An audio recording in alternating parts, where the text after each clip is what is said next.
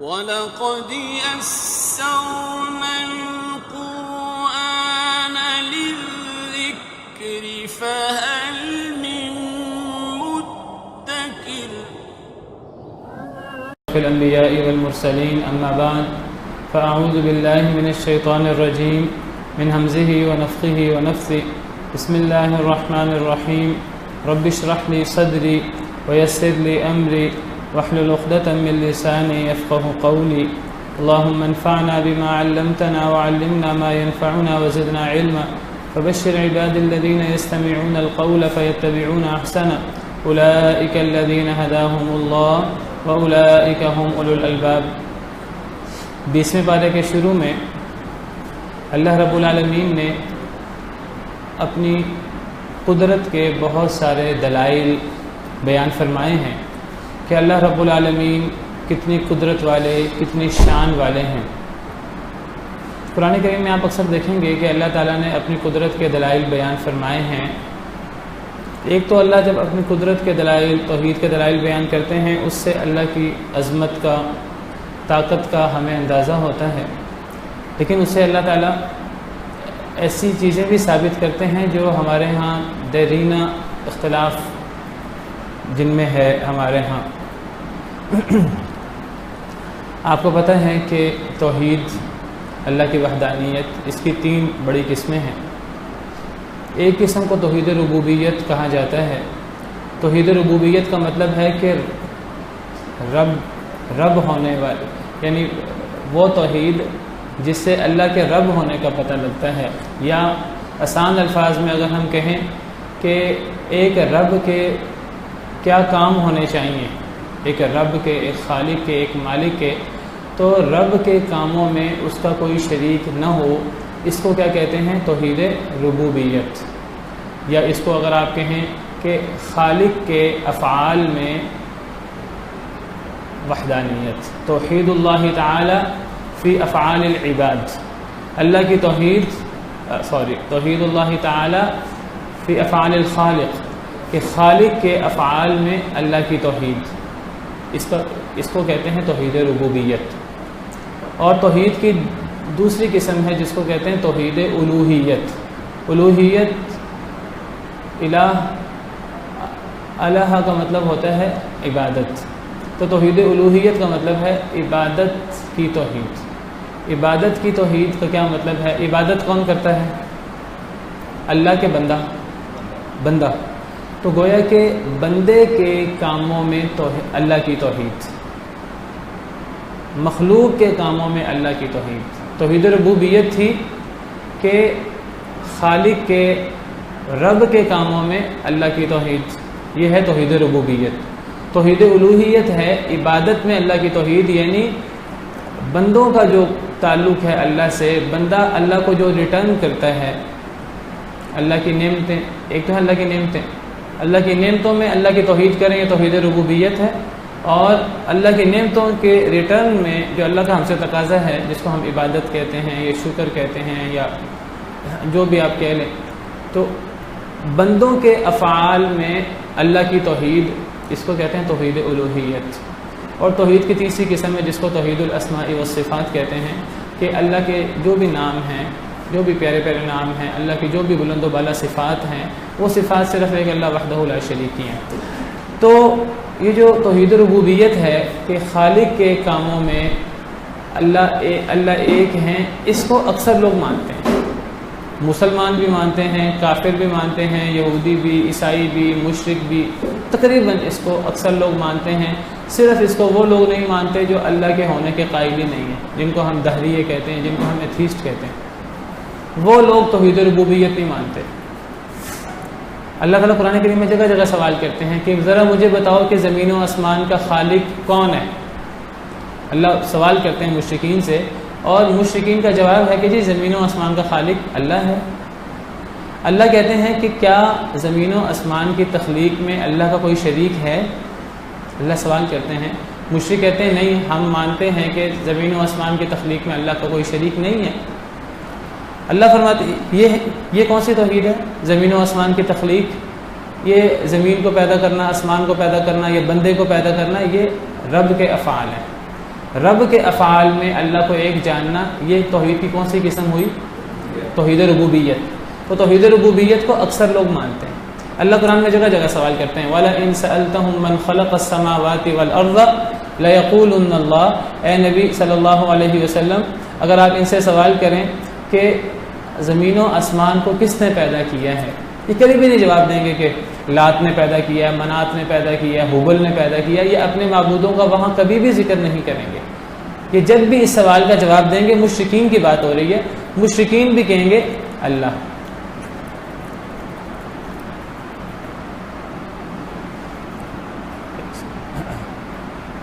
سورہ عنکبوت آیت نمبر 61 ہے. اے نبی، اگر آپ ان سے سوال کریں آسمان و زمین کا خالق کون ہے، سورج اور چاند کو مسخر کرنے والا کون ہے، سورج اور چاند کو پیدا کرنے والا اور ایک نظم و ضبط کے مطابق چلانے والا، تو یہ جواب دیں گے کہ یہ سارا کام کرنے والا کون ہے؟ اللہ. یہ کون سی توحید ہے؟ توحید ربوبیت. آگے سوال کیا اللہ تعالیٰ نے وَلَئِن سَأَلْتَهُمْ. اے نبی، اگر آپ ان سے سوال کریں مَن نَزَّلَ مِنَ السَّمَاءِ مَاءً، آسمان سے پانی برسانے والا کون ہے؟ آسمان سے پانی برسانا یہ کون سی توحید ہے؟ یہ اللہ کا فعل ہے کہ بندے کا؟ یہ اللہ کا فعل ہے. تو آپ ان سے سوال کریں کہ آسمان سے جو بارش برستی ہے وہ اللہ برساتے ہیں کہ اللہ کے علاوہ تمہارے معبودوں میں سے بھی کوئی برساتا ہے؟ آپ ان سے پوچھیں کہ آسمان سے پانی برسانے والا کون ہے، اس پانی سے زمین کو اس کی موت کے بعد زندہ کرنے والا کون ہے؟ زمین اس پانی سے زندہ ہو جاتی ہے، بنجر زمین. تو یہ مشرکین جواب دیں گے اللہ. یہ کہیں گے کہ نہ لات یہ کام کر سکتا ہے، نہ منات، نہ حبل. یہ 360 بت تھے جو ان کے خانہ کعبہ میں، وہ مشرکین کہیں گے کہ یہ کام اللہ کرتا ہے. پھر قرآن کریم میں دوبارہ سوال ہوتا ہے وَلَئِن سَأَلْتَهُمْ، سورہ زخرف آیت نمبر 87 ہے. وَلَئِن سَأَلْتَهُمْ مَنْ خَلَقَهُمْ. اے نبی، آپ ان سے سوال کریں انہیں کس نے پیدا کیا، ان کا خالق کون ہے، انسانوں کا خالق کون ہے. یہ کبھی بھی نہیں کہیں گے لات منات عزا حبل. ان کے نزدیک لات منات عزا حبل بڑے معبود تھے دیگر معبودوں سے، لیکن وہ ان کو بھی خالق نہیں مانتے تھے. وہ مانتے تھے خالق اللہ ہی ہے. تو لَيَقُولُنَّ اللَّهُ، وہ ضرور کہیں گے اللہ.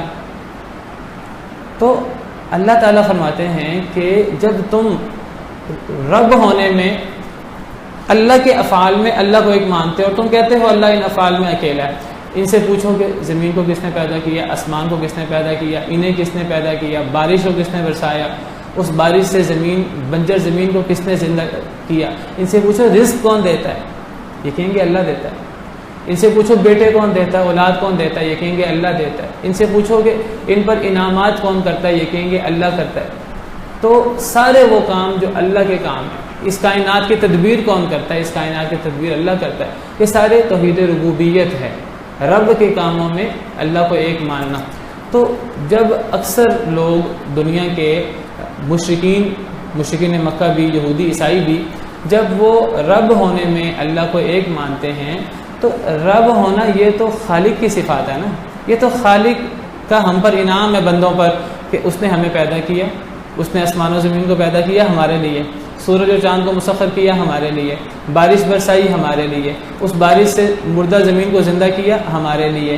وہ نعمتیں دیتا ہے، ہمیں نعمتیں دیتا ہے. وہ رزق دیتا ہے، ہمیں رزق دیتا ہے. اس نے ہمیں انسان بنایا، اس نے ہم پر ہر طرح کی نعمت کی. یہ سارے اللہ کے کام ہیں اور اللہ ان تمام کاموں میں اکیلا ہے. مشرک بھی یہ مانتے ہیں. تو اللہ سوال کرتے ہیں کہ جب خالق کے سارے کاموں میں میں اکیلا ہوں، اب ان کاموں کے جواب میں مخلوق کو کیا کرنا چاہیے؟ ایک منطقی سی ایک لاجیکل بات ہے کہ مخلوق کو یہ اللہ کے ان تمام انعامات کا شکریہ ادا کرنا چاہیے، جس شکریہ کو عبادت کہتے ہیں.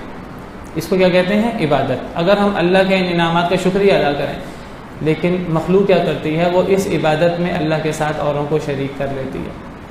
اس عبادت میں اللہ کے ساتھ اوروں کو شریک کر لیتی ہے. عبادت کیا ہے؟ عبادت اللہ کے ان تمام انعامات کا شکریہ ہے کہ بھئی اللہ نے ہمیں پیدا کیا، ہمیں اللہ کا شکر ادا کرنا ہے. اللہ نے ہمیں روزی دی، ہمیں اللہ کا شکر ادا کرنا ہے. اللہ نے ہمیں انسان بنایا، اشرف المخلوقات بنایا، ہمیں اللہ کا شکر ادا کرنا ہے.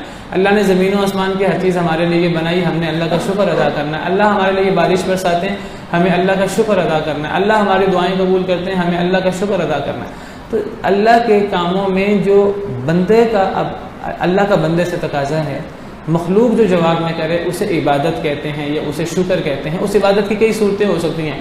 وہ رکوع کرنا، سجدہ کرنا، وہ حج کرنا، وہ اللہ کی باتیں ماننا، اللہ کے احکامات پر عمل کرنا، وہ اللہ کے لیے ذبح کرنا، اللہ کے لیے نظر و نیاز دینا، اپنے مال میں سے کوئی مال نکال کر اللہ کے نام کی نظر دے دینا، اپنے مالوں میں سے کچھ زمین اللہ کے نام دے دینا، اپنے مالوں میں سے کچھ جانور اللہ کے لیے ذبح کر دینا.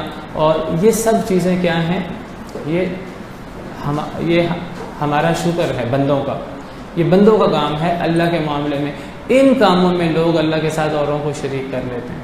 تو اللہ سوال کرتے ہیں کہ خالق کے سب کاموں میں تو اللہ اکیلا ہے، یعنی نعمتیں کرنے میں تو تم بھی مانتے ہو کہ نعمتیں صرف اللہ نے کی ہیں، ان نعمتیں دینے میں تمہارا کوئی معبود شریک نہیں ہے. تو جب ان نعمتوں کا ریٹرن تم اللہ کو دیتے ہو شکریہ اور عبادت کی صورت میں، تم اس عبادت میں اللہ کے ساتھ اوروں کو شریک کیوں کر لیتے ہو؟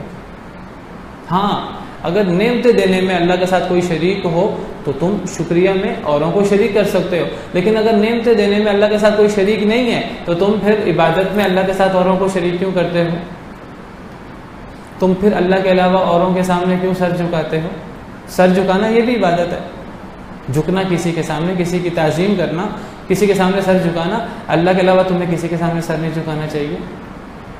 اللہ کے علاوہ تم اوروں کے لیے ذبح کیوں کرتے ہو؟ ذبح کرنا یہ اللہ کے نام کا ذبح ہوتا ہے اور کسی کے نام کا ذبح نہیں ہو سکتا. یہ عبادت ہے، یہ اللہ کا شکر ادا کرتے ہوئے، اللہ کی عبادت کرتے ہوئے ہم کرتے ہیں. تو نعمتیں کرنے میں اللہ اکیلا، تو تم ذبح کرنے میں جو اللہ کا شکر ہے تم اس میں اللہ کے ساتھ اوروں کے لیے کیوں ذبح کرتے ہو؟ تم نظر و نیاز اللہ کے علاوہ اوروں کے نام کی کیوں دیتے ہو؟ یہ اللہ کے نام کی نیاز ہے، یہ پیر عبدالقادر جیلانی کے نام کی نیاز ہے، یہ امام حسین کے نام کی سبیل ہے، ان کے نام کی نیاز ہے. یہ مخلوق کے نام کی ہم نیاز کیوں نکالتے ہیں؟ کیا حضرت حسین نے کوئی چیز پیدا کی؟ کیا آسمان کو پیدا کیا، زمین کو پیدا کیا، ہم پہ بارش برسائی، ہمیں رزق دیا، ہمیں پیدا کیا؟ انہوں نے کوئی خالق والا کام نہیں کیا. یہ سارے انعامات ہم پہ اللہ نے کیے ہیں. جب اللہ نے کیے ہیں، جب ہم اللہ کا شکریہ ادا کریں تو ہم اس عبادت میں صرف ایک اللہ کی عبادت کریں. یہ ہے توحید الوہیت. تو توحید ربوبیت سے توحید الوہیت ثابت ہوتی ہے عقلی طور پر، اور اللہ نے قرآن کریم میں اکثر اس کو ثابت کیا. یہی انداز اس صورت کے شروع میں ہے، اور یہ اللہ نے انداز اختیار کیا ہے پچھلے پارے کی آخری آیت سے. یہ 19ویں پارے کی آخری آیت ہے. قل الحمد للہ وسلام علی عبادہ الذین اصطفیٰ. اے اللہ کے نبی آپ فرما دیجئے سب تعریفیں اللہ کی ہیں، کیونکہ ہر نعمت اللہ کی ہے تو تعریفیں بھی اللہ کی ہیں. اور سلامتی ہو اللہ کے ان نیک بندوں پر جنہیں اللہ نے چن لیا. اللہ کے ان نیک بندوں سے مراد نبی بھی ہو سکتے ہیں، صحابہ بھی ہو سکتے ہیں. سیدنا ابن عباس رضی اللہ عنہ یہاں صحابہ مراد دیتے ہیں. ہر قسم کی تعریف اللہ کے لیے، اور اللہ کے ان نیک بندوں پر سلام جنہیں اللہ نے چن لیا. اب اللہ سوال کرتے ہیں اللہ خیر اما یشرکون. یہ اللہ اصل میں اللہ ہے. یہ اللہ سے پہلے حمزہ استفہامیہ ہے. اللہ کا مطلب ہے کیا اللہ، کیا اللہ بہتر ہے اما، یہ اما ام اور ما ہے، یا جو وہ شریک بناتے ہیں. اللہ سوال کرتے ہیں کہ ذرا یہ بتاؤ کہ اللہ بہتر ہے کہ جنہیں تم شریک بناتے ہو وہ بہتر ہے؟ اللہ بہتر ہے کہ لات منات عزا حبل جو تم نے نیک لوگوں کی مورتیاں بنا رکھی ہیں، نیک لوگوں کے بت بنا رکھے ہیں، کیا اللہ بہتر ہیں کہ یہ، کیا اللہ کی عبادت بہتر ہے کہ ان کی عبادت بہتر ہے؟ اللہ نے ایک سوال قائم کیا کہ کیا اللہ بہتر ہے، یعنی ایک اللہ کی توحید، ایک اللہ کی عبادت بہتر ہے، یا اللہ کے ساتھ اوروں کو اللہ کی عبادت میں شریک کرنا وہ بھی صحیح ہے؟ ایک سوال قائم کیا اللہ نے پچھلے پارے کے آخری آیت میں، اور 20ویں پارے کے شروع میں اللہ نے 4-5 آیات میں اس سوال کا تفصیلی جواب دیا ہے. اور تفصیلی جواب دیا توحید ربوبیت اور توحید الوہیت کے ضمن میں. اللہ فرماتے ہیں، اب اللہ مقابلہ کرتے ہیں. اللہ فرماتے ہیں ام من خلق السماوات والارض، کیا جس نے پیدا کیا ہے آسمان اور زمین کو، وانزل لکم من السماء ماء، اور نازل کیا تمہارے لیے بلندی سے پانی، فانبتنا به حدائق ذات بہجہ. کس نے آسمان و زمین کو پیدا کیا؟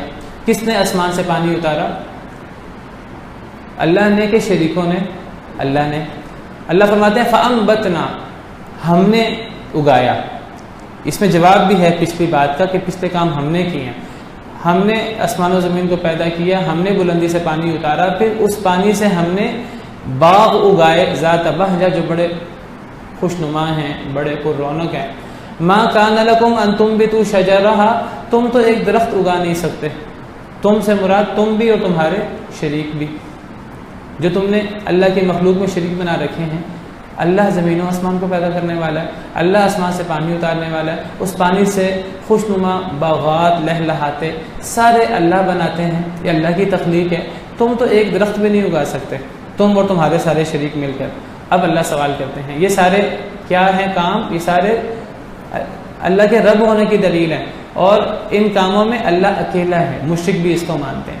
اب اللہ سوال کرتے ہیں کہ جب یہ رب والے کام سارے اللہ نے کیے ہیں، جو اللہ کے اپنے بندوں پر انعام ہے، اب پھر مجھے یہ بتاؤ اِلٰہ مع اللہ، کیا کوئی معبود برحق ہے اللہ کے ساتھ؟ یہ سارے انعام کرنے میں تو اللہ اکیلا ہے، جن میں نہ لات کا کوئی حصہ، نہ منات کا، نہ حبل کا، نہ عزا کا، نہ کسی کا۔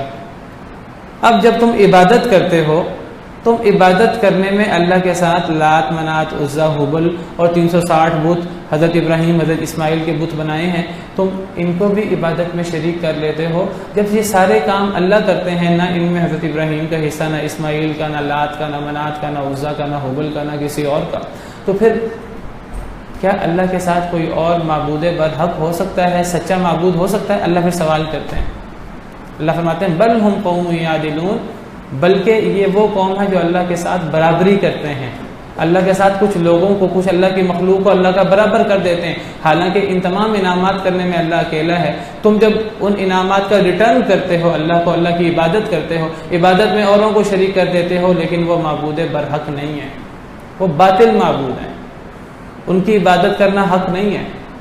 اللہ سوال کرتے ہیں کہ کیا یہ معبود ہو سکتے ہیں؟ یہ معبود نہیں ہو سکتے، کیونکہ نہ انہوں نے آسمان و زمین کو پیدا کیا، نہ انہوں نے بلندی سے پانی اتارا، نہ انہوں نے پانی سے باغات اگائے ہیں۔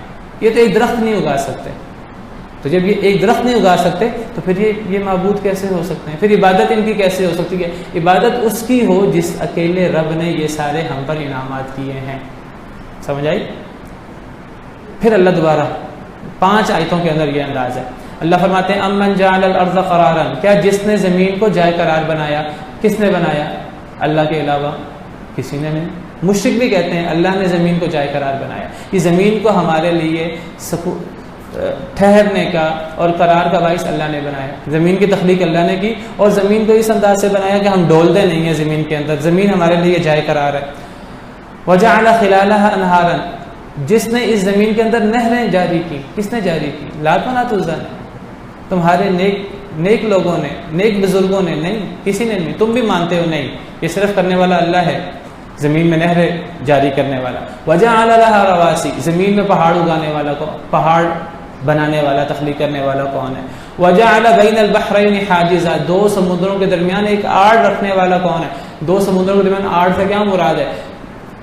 دریا اور سمندر ملتے ہیں لمبا عرصہ، وہ پیرالل چلتے رہتے ہیں، وہ ایک دوسرے کے اوپر، ایک دوسرے میں خلط ملط نہیں ہوتے، آپ نے دیکھا ہوگا نیٹ میں بھی۔ 2 سمندر ملتے ہیں، دونوں کا رنگ فرق ہے، وہ لمبے میلوں وہ پیرالل چلتے رہتے ہیں، وہ ایک دوسرے کے میں خلط ملط نہیں ہوتے۔ مرج البحرین یلتقیان، اللہ نے 2 سمندروں کو ملا دیا، وہ ملتے ہیں، بینہما برزخ لا یبغیان، ان کے درمیان ایک پردہ ہے، وہ ایک دوسرے کے اوپر وہ حاوی نہیں ہوتے۔ تو یہ پردہ رکھنے والا کون ہے؟ اللہ۔ مشرکین بھی مانتے ہیں اللہ، یہ سارے کام اللہ کرتا ہے۔ اللہ فرماتے ہیں جب یہ سارے کام میں کرتا ہوں، الہ مع اللہ، کیا کوئی معبود ہونے کے لائق ہے اللہ کے علاوہ؟ سارے انعامات تو میں کروں، سارے کام تو میں کروں اللہ والے، معبود خالق والے، تو تم عبادت میں جب تم ریٹرن کرتے ہو اس کا، بندوں کے افعال میں تم اللہ کے ساتھ اوروں کو شریک کر دیتے ہو، یہ کیا بات ہوئی؟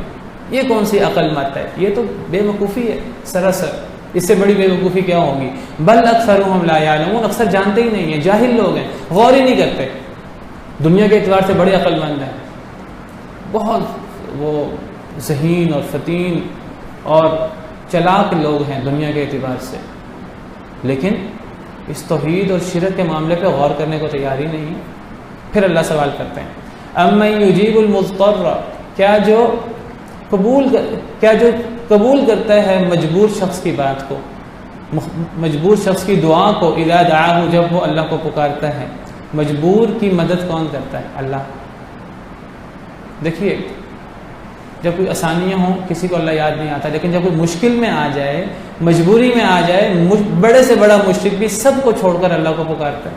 اللہ نے قرآن میں کئی جگہ ذکر کیا، قل ارأیتکم ان اتاکم عذاب اللہ او اتتکم الساعۃ اغیر اللہ تدعون، ذرا مجھے بتاؤ اگر تم پر اللہ کا عذاب آ جائے یا قیامت آ جائے، تم اللہ کے علاوہ کسی کو پکارو گے؟ ان کنتم صادقین، اگر تم سچے ہو کہ اللہ کے علاوہ اور معبود بھی ہیں۔ اللہ خود جواب دیتے ہیں بل ایاہ تدعون، اس وقت تم صرف ایک اللہ کو پکارو گے۔ فیکشف ما تدعون الیہ ان شاء، اللہ چاہے گا تو جو تم اللہ کو پکار رہے ہو جس مصیبت سے، تو اللہ وہ مصیبت تم سے دور کر دے گا اگر اللہ چاہے گا۔ لیکن تم کیا کرتے ہو؟ وَتَنْسَوْنَ مَا تُشْرِكُونَ، تم اس وقت اپنے تمام شریکوں کو بھول جاتے ہو۔ تو اللہ فرماتے ہیں کہ جب کوئی شخص مجبوری میں ہوتا ہے، مجبور شخص کی دعا کو کون سنتا ہے؟ اللہ کے علاوہ کوئی نہیں سنتا۔ تم مشرک بھی مانتے ہیں اللہ سنتا ہے۔ وَيَكْشِفُ السُّوءَ، برائی کو کون دور کرتا ہے؟ اللہ کے علاوہ کوئی نہیں۔ وَيَجْعَلُكُمْ خُلَفَاءَ الْأَرْضِ، تمہیں زمین میں خلیفہ کس نے بنایا؟ مشرک بھی کہتے ہیں اللہ نے۔ اللہ کہتے ہیں اگر یہ سب کام میں نے اکیلے نے کیے ہیں، اِلَٰهٌ مَّعَ اللَّهِ، کیا پھر اللہ کے ساتھ کوئی معبود ہونے کے لائق ہے؟ پھر عبادت اللہ کے ساتھ اوروں کیوں کرتے ہو؟ ذبح اوروں کے لیے کیوں کرتے ہو؟ نظر و نیاز اوروں کے نام کی کیوں؟ چاہے وہ ایک مکھی کے برابر ہی انسان نظر کیوں نہ کرے۔ اگر ایک انسان مکھی کے برابر بھی کسی پر نظر کرے اللہ کے علاوہ تو شرک ہے، شرک اکبر ہے۔ ایک انسان چھوٹی سی چیز ذبح کرے، بھیڑ چڑھائے اللہ کے علاوہ کسی اور کے لیے، یہ شرک ہے۔ ایک بندہ اللہ کے علاوہ کسی اور کی تعظیم کرے، کسی اور کے سامنے جھکے، یہ شرک ہے۔ عبادت کی جتنی صورتیں ہیں، قسم کھانا، قسم اس کی کھائی جاتی ہے جس کو حاضر ناظر سمجھا جائے اور جس کو سمجھا جائے کہ وہ ہمیں ہر وقت دیکھ رہا ہے، تو یہ قسم صرف اللہ کی کھائی جاتی ہے۔ من کان حالفا فلیحلف باللہ او لیصمت، جو قسم اٹھانے والا ہے اللہ کی قسم اٹھائے یا خاموش ہو جائے۔ اور دوسری حدیث میں ہے کہ جو اللہ کے علاوہ کسی کی قسم اٹھاتا ہے فقد اشرک، اس نے شرک کیا ہے۔ یہ سب اصل میں بندوں کی طرف سے اللہ کے ان انعامات کا ریٹرن ہوتا ہے۔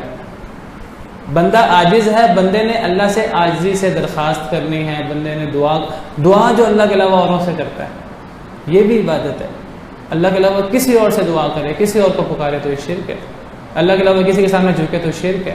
اللہ کے علاوہ کسی کے نظر و نیاز دے، کسی کی نیاز نکالے، کسی کے نام کی سبیل نکالے۔ ہم 11ویں نکالتے ہیں پیر صاحب کی، بڑے پیر صاحب کی، اللہ کے نام پہ نیاز نکالنی چاہیے۔ سارے انعامات تو اللہ کے ہیں، کیا ان تمام کاموں میں کوئی پیر، کوئی فقیر، کوئی نبی، کوئی ولی شریک ہے؟ کوئی شریک نہیں ہے۔ اللہ فرماتے ہیں قلیلا ما تذکرون، بہت تھوڑا تم نصیحت پکڑتے ہو۔ پھر اللہ فرماتے ہیں چوتھی آیت، امن یہدیکم فی ظلمات البر والبحر، جب تم خشکی اور تری کے اندھیروں میں پھنس جاتے ہو، سمندر کے اندھیرے، سمندر میں طوفان آ گیا، اب اندھیرے ہیں سمندر میں، مشکل میں تم پھنس گئے، خشکی کے اندھیروں میں، صحرا کے اندر یا کوئی خشکی کے اندر اللہ نہ کرے زلزلہ آ گیا، سب کچھ تباہ و برباد ہو گیا، تم مشکل میں پھنس گئے ہو، تو کون تمہیں راہ دکھلاتا ہے اس وقت؟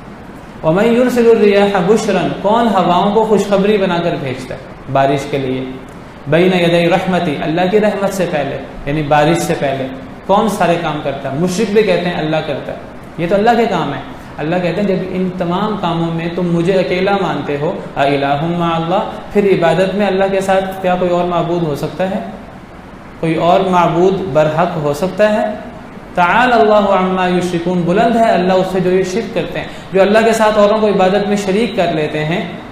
اصل میں اللہ کے ساتھ اللہ کی مخلوق کو اللہ کے برابر کر دینا، جب اللہ کے ساتھ کسی کو شریک کیا جاتا ہے، اللہ کے علاوہ ہر چیز مخلوق ہے، اللہ کے ساتھ جب اللہ کی کسی مخلوق کو شریک کیا جاتا ہے اس کے دو مطلب ہیں، یا تو اس مخلوق کو جو انتہائی عاجز ہے، جتنی بھی مخلوق عظیم ہو جائے، چاہے وہ نبی کیوں نہ ہو، چاہے وہ ولی کیوں نہ ہو، چاہے وہ بڑے سے بڑا پیر اور بزرگ کیوں نہ ہو، اللہ کی مخلوق ہے، اللہ کے علاوہ ہر چیز اللہ کی مخلوق ہے، جب اس کو چاہے اس کا دنیا کے اندر کتنا مقام کیوں نہیں ہے، اللہ کا شریک بنایا جاتا ہے، یا تو اس کو اللہ کے برابر کر دیا جاتا ہے، غلو ہو جاتا ہے، یا پھر اللہ کی توہین کر کے اللہ کو اس کے برابر کر دیا جاتا ہے، تو اللہ کی توہین ہے سراسر، کہ اللہ کو اللہ کی مخلوق جس کو اللہ نے پیدا کیا ہے، جس کے اللہ کے سامنے اللہ اتنے عظیم ہیں، وہ مخلوق کتنی عظیم کیوں نہ ہو، اللہ کے بالمقابل اس کی کیا حیثیت ہے؟ کوئی حیثیت نہیں ہے۔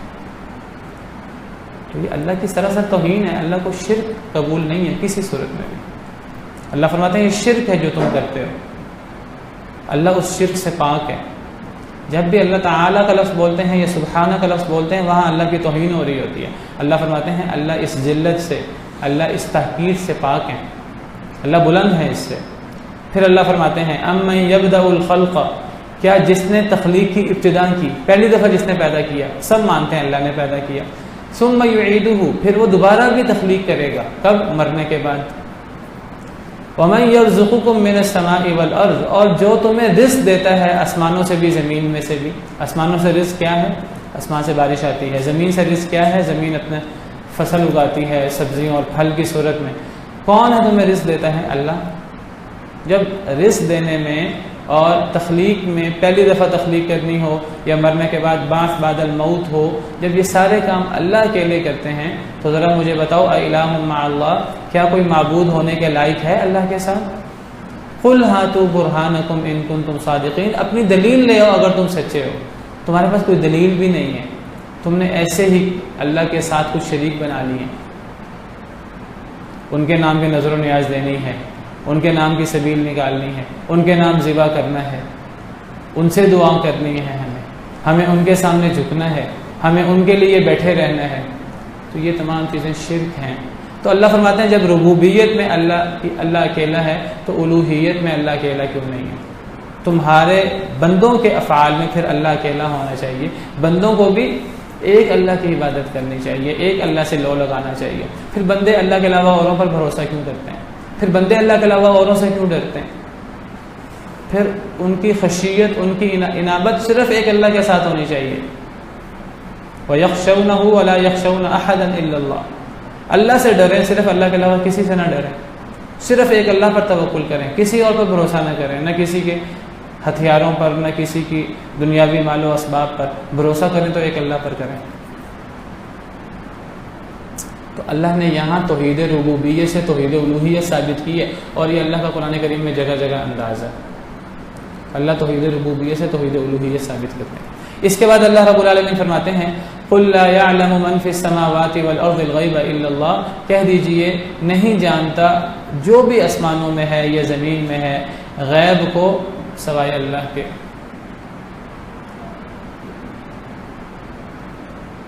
کوئی غیب نہیں جانتا، خواہ کوئی آسمان میں ہے خواہ کوئی زمین میں ہے. نہ آسمان والے غیب جانتے ہیں نہ زمین والے. آسمان اور زمین والے اس میں ہر چیز آ جاتی ہے، اللہ رب العالمین بھی آ جاتے ہیں. اللہ فرماتے ہیں آسمان اور زمین والوں میں اللہ کے علاوہ کوئی غیب نہیں جانتا، چاہے وہ بڑے سے بڑا نبی کیوں نہ ہو، فرشتہ کیوں نہ ہو، صحابی کیوں نہ ہو، ولی کیوں نہ ہو، کوئی پیر فقیر کیوں نہ ہو. اللہ کے علاوہ کوئی غیب نہیں جانتا. یہ کہتے ہیں کہ جی ہمارے پیر، ہمارے بزرگ، ہمارے اولیاء اللہ جانتے ہیں. یہ کہتے ہیں صرف وہی نہیں جانتے، ان کے گلیوں کے کتے بھی جانتے ہیں. اللہ معاف کرے. اللہ فرماتے ہیں کوئی غیب نہیں جانتا. یہ کہتے ہیں نہیں، اللہ نے غیب دے دیا ہے، اب وہ عطائی غیب ہے تو وہ اللہ کے عطا کرنے سے وہ ان کو غیب مل گیا ہے. تو یاد رکھیے غیب کیا ہوتا ہے. غیب کا علم کس کو کہتے ہیں؟ غیب کا علم ہوتا ہے کہ خود بخود ایک چیز کا علم ہو، کسی کے بتانے سے علم نہ ہو. جس کو کسی کے بتانے سے علم ہو اسے غیب کہتے ہی نہیں ہیں. دیکھیے اللہ غیب جانتے ہیں. اللہ کو پتہ ہے کہ مستقبل میں کیا ہوگا. اگر اللہ تعالیٰ وحی کے ذریعے کسی کو وہ غیب کی بات بتا دیں اور وحی کے ذریعے کسی کو پتہ لگ جائے، اب وہ چیز غیب رہ ہی نہیں گئی، اب وہ چیز تو پتہ لگ گئی.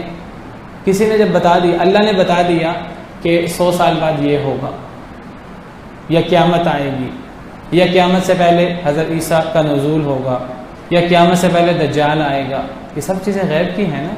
قیامت سے پہلے سورج مغرب سے نکلے گا، قیامت سے پہلے دابۃ الارض ایک جانور وہ نکلے گا، لوگوں کی طرف، لوگوں سے باتیں کرے گا انسانوں کی طرح. قیامت کی نشانیوں میں سے قیامت سے پہلے دنیا میں 3 بڑے بڑے خسف ہوں گے. خسف کا مطلب کہ وہاں زمین دھنس جائے گی، لوگ دھنس جائیں گے، قومیں زمین کے اندر دھنس جائیں گی. ایک مشرق میں، ایک مغرب میں، ایک جزیرۃ العرب میں. یہ سب چیزیں غیب ہیں. جب اللہ نے بتا دی، اب اللہ نے کسی کو بتا دی تو اب اس کو تو عالم الغیب نہیں کہہ سکتے جسے اللہ نے بتا دیا، اس کو تو اللہ نے بتا دیا. اللہ تعالیٰ اپنے نبیوں کو غیب بتا دیتے ہیں، غیب کی بعض باتیں. غیب کی بعض باتیں کسی کو بتانے سے وہ کل غیب کا عالم تو نہیں ہو جاتا، وہ تو جتنی باتیں اللہ نے بتائی ہوتی ہیں ان کا جاننے والا ہوتا ہے۔ نہ اللہ کے بتانے سے پہلے اس کو ان باتوں کا پتہ ہوتا ہے، اور پھر اللہ جتنا بتاتے ہیں اس نبی کو اتنا ہی پتہ لگتا ہے، اس سے زیادہ پتہ نہیں لگتا۔ اور پھر جب اللہ نبی کو کوئی بات غیب کی بتا دیتے ہیں، 1 بات 2 باتیں 10 باتیں 100 باتیں، جتنی باتیں اللہ غیب کی بتا دیتے ہیں، نبی کی ذمہ داری ہے نبی پر جو وحی ہو نبی آگے پہنچا دے۔ اللہ فرماتے ہیں وما هو علی الغیب بضنین، نبی غیب پر بخیل نہیں ہوتے، وہ غیب چھپا کر نہیں رکھتے۔ جس طرح کسی کو اللہ مال دیں اور وہ مال پر بخیل ہو کے بیٹھ جاتا ہے، آگے خرچ نہیں کرتا، نبی اس طرح نہیں ہوتے۔ نبی غیب پر بخیل نہیں ہوتے۔ غیب سے کیا مراد ہے؟ جو اللہ نے غائبانہ وحی، جو اللہ نے غیبی امور نبیوں کو بتائے ہیں وحی کے ذریعے، جنت جہنم کی باتیں، قیامت کی باتیں، قیامت سے پہلے کی علامات، ماضی کی باتیں، غیب کی باتیں، نبی وہ ان پر بخیل نہیں ہوتے، نبی آگے پہنچا دیتے ہیں۔ نبی بخیل نہیں ہوتے غیب پر، نبی آگے پہنچا دیتے ہیں۔ یا ایھا الرسول بلغ ما انزل الیک من ربک، نبی کریم صلی اللہ علیہ وسلم کی ذمہ داری یہ تھی کہ اے رسول جو کچھ اللہ نے آپ پر نازل کیا آپ اسے آگے پہنچا دیں۔ وَإِن لَّمْ تَفْعَلْ فَمَا بَلَّغْتَ رِسَالَتَهُ، اگر آپ نے اس وحی کو آگے نہ پہنچایا تو گویا کہ اللہ نے جو آپ کو اپنی رسالت دی تھی، آپ نے اس رسالت کو آگے نہیں پہنچایا، گویا کہ آپ نے اپنی ذمہ داری پوری نہیں کی۔ اللہ نے جس ذمہ داری کے لیے آپ کو نبی بنایا تھا، اگر آپ وحی کو آگے نہیں پہنچائیں گے تو گویا کہ آپ نے رسالت کو نہیں پہنچایا۔ کیا خیال ہے، نبی صلی اللہ علیہ وسلم نے رسالت کو پہنچایا کہ نہیں پہنچایا؟ ہمارا ایمان ہے پہنچایا ہے۔ نبی صلی اللہ علیہ وسلم صحابہ کرام سے گواہی لیتے رہے ہیں۔ آپ نے حجۃ الوداع کے موقع پر صحابہ کرام سے گواہی لی ہے کہ اے صحابہ کیا میں نے تمہیں پہنچا دیا؟ الا حل بلغت، کیا میں نے پہنچا دی ہے؟ صحابہ کرام نے کہا جی ہاں آپ نے پہنچا دی ہے، آپ نے جو باتیں اللہ نے آپ کو بتائیں آپ نے ہم تک پہنچا دی، آپ نے حق ادا کی ہے پہنچانے کا، اور یہ ہمارا ایمان ہے۔ اگر ہم کے نبی نے اپنی ذمہ داری پوری نہیں کی، یہ تو نبی پر الزام ہے، یہ تو نبی پر افتراء ہے۔ یہ افتراء کر کے کوئی بندہ مومن رہ سکتا ہے؟ تو ذرا مجھے یہ بتائیے کہ اللہ نے جو غیب کی باتیں نبی کو بتائیں، وحی کی باتیں، وہ ماضی کے غیب ہوں، مستقبل کے غیب ہوں، جنت جہنم کے بارے میں ہوں، نبی کی ذمہ داری تھی آگے پہنچا دیں، نبی نے وہ باتیں امت کو پہنچا دیں، امت کو وہ باتیں پتہ ہیں۔ اب اگر اللہ کے بتانے سے، اللہ کی بعض باتیں کسی کو بتانے سے وہ عالم الغیب بن جاتا تو پھر تو پوری امت عالم الغیب ہے۔ وہ باتیں آج ہم تک بھی پہنچی ہوئی ہیں، علماء تک بھی پہنچی ہیں، جاہل لوگوں تک بھی پہنچی، جاہل بندوں کو بھی بعض باتوں کا پتہ لگ جاتا ہے ان میں سے، تو جاہل بھی عالم الغیب ہو جاتے ہیں، پوری امت عالم الغیب ہے۔ پھر اس کو عالم الغیب کہتے ہی نہیں ہیں۔ عالم الغیب کون ہوتا ہے؟ جس کو ہر بات کا خود بخود پتہ ہو۔ اب دجال نے آنا ہے کہ نہیں آنا؟ بتائیے، آنا ہے، ہم سب کا ایمان ہے کہ نہیں؟ تو یہ غیب کی بات ہے کہ نہیں؟ یہ غیب کی بات ہے۔ اصلاً آپ دیکھیں یہ غیب کی بات ہے، کیونکہ یہ مستقبل کی بات ہے، ہمیں نہیں پتہ آنا کہ نہیں آنا۔ یہ غیب کی بات تھی، اللہ نے نبی کو بتائی، نبی نے امت کو بتائی، قرآن کی صورت میں یا حدیث کی صورت میں۔ اب نبی اس غیب کی بات کو جاننے سے عالم الغیب تو نہیں بن گئے۔ اگر نبی عالم الغیب بن گئے تو پھر امت بھی ساری کی ساری عالم الغیب ہے، کیونکہ نبی نے آگے امت کو بھی بتا دیا۔ حضرت عیسیٰ نے آنا کہ نہیں آنا؟ آنا ہے، یہ غیب کی بات ہے۔ جنت جہنم، ہم نے جنت دیکھی ہے کسی نے ہم میں سے؟ نہیں۔ جہنم دیکھی ہے ہم میں سے کسی نے؟ نہیں۔ قیامت آنی ہے کہ نہیں آنی؟ آنی ہے۔ یہ سب غیب کی باتیں ہیں، اللہ نے باتیں قرآن میں، حدیث میں نبی صلی اللہ علیہ وسلم کو بتائیں، نبی نے امت کو بتائیں، نبی کو بھی پتہ ہے، ہمیں بھی پتہ ہے۔ اب اگر ان باتوں کے پتہ لگنے سے نبی اگر عالم الغیب ہو جاتا تو ہم کیا عالم الغیب نہیں ہوتے؟ ہم بھی پھر عالم الغیب ہے، پھر تو ہر بندہ ہی عالم الغیب ہے۔ اللہ فرماتے ہیں کوئی عالم الغیب نہیں ہے، اس کو علم غیب کہتے ہی نہیں ہے، اس کو غیب کا عالم ہونا نہیں کہتے، یہ تو اللہ کے بتانے سے پتہ لگا۔ اللہ فرماتے ہیں کوئی عالم الغیب نہیں ہے، علم غیب کہتے ہیں ہر بات کا خود پتہ ہو، کسی کے بتانے سے پتہ نہ ہو۔ پھر دوسری بات کہ بعض باتوں کا نہ پتہ ہو، ہر بات کا پتہ ہو۔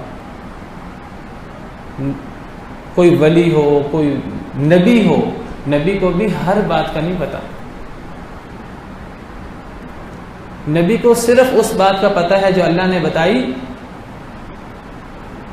جب بتائی تب پتہ لگا، جب نہیں بتائی تھی تو نہیں پتا تھا۔ اللہ تعالیٰ قرآن میں فرماتے ہیں تلک من انباء الغیب نوحیہا الیک، اللہ نے حضرت نوح کا قصہ بیان کیا، دیگر ماضی کے قصے بیان کیے، وہ بھی غیب ہے۔ اللہ فرماتے ہیں اے نبی یہ غیب کی خبریں ہیں جو ہم آپ پر وحی کر رہے ہیں۔ ما کنت تعلمها انت ولا قومك من قبل هذا، نہ آپ ان کو جانتے تھے نہ آپ کی قوم ان کو جانتی تھی اس سے پہلے، نہ آپ اس کو جانتے تھے اور نہ آپ کی قوم جانتی تھی۔ یعنی جب تک اللہ نے نبی کریم صلی اللہ علیہ وسلم پر حضرت نوح کا قصہ نہیں نازل فرمایا تب تک نبی صلی اللہ علیہ وسلم کو نہیں پتا تھا۔ تو جس کو نہیں پتا تھا وہ عالم الغیب کیسے ہو گیا؟ جب اللہ نے بتایا تو اس کو اتنا پتہ لگ گیا، جتنا اللہ نے بتایا اتنا پتہ لگ گیا، یہ عالم الغیب ہونا تو نہیں ہوتا۔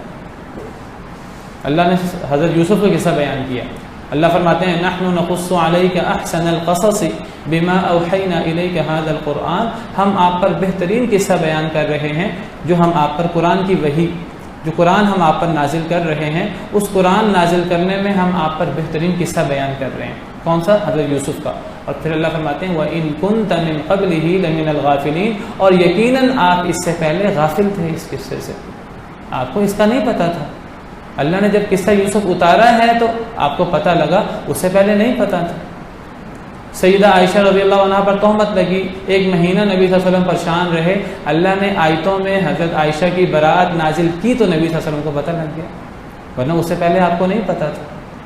آپ پریشان تھے، آپ صحابہ کرام سے مشورہ کر رہے تھے، حضرت علی سے مشورہ کیا، حضرت زید حضرت وغیرہ سے مشورہ کیا، آپ پریشان تھے کہ کیا کریں، آپ کو نہیں پتا تھا صورتحال کا۔ آپ کو حسن ظن ہونا ایک الگ بات ہے، یقینی طور پر آپ کو نہیں پتا تھا کہ یہ معاملہ ہوا ہے نہیں ہوا، جو منافقین نے ایک افواہوں کا بازار سر گرم کیا ہوا تھا، آپ کو حقیقت کا نہیں پتا تھا، آپ پریشان تھے 1 مہینے سے۔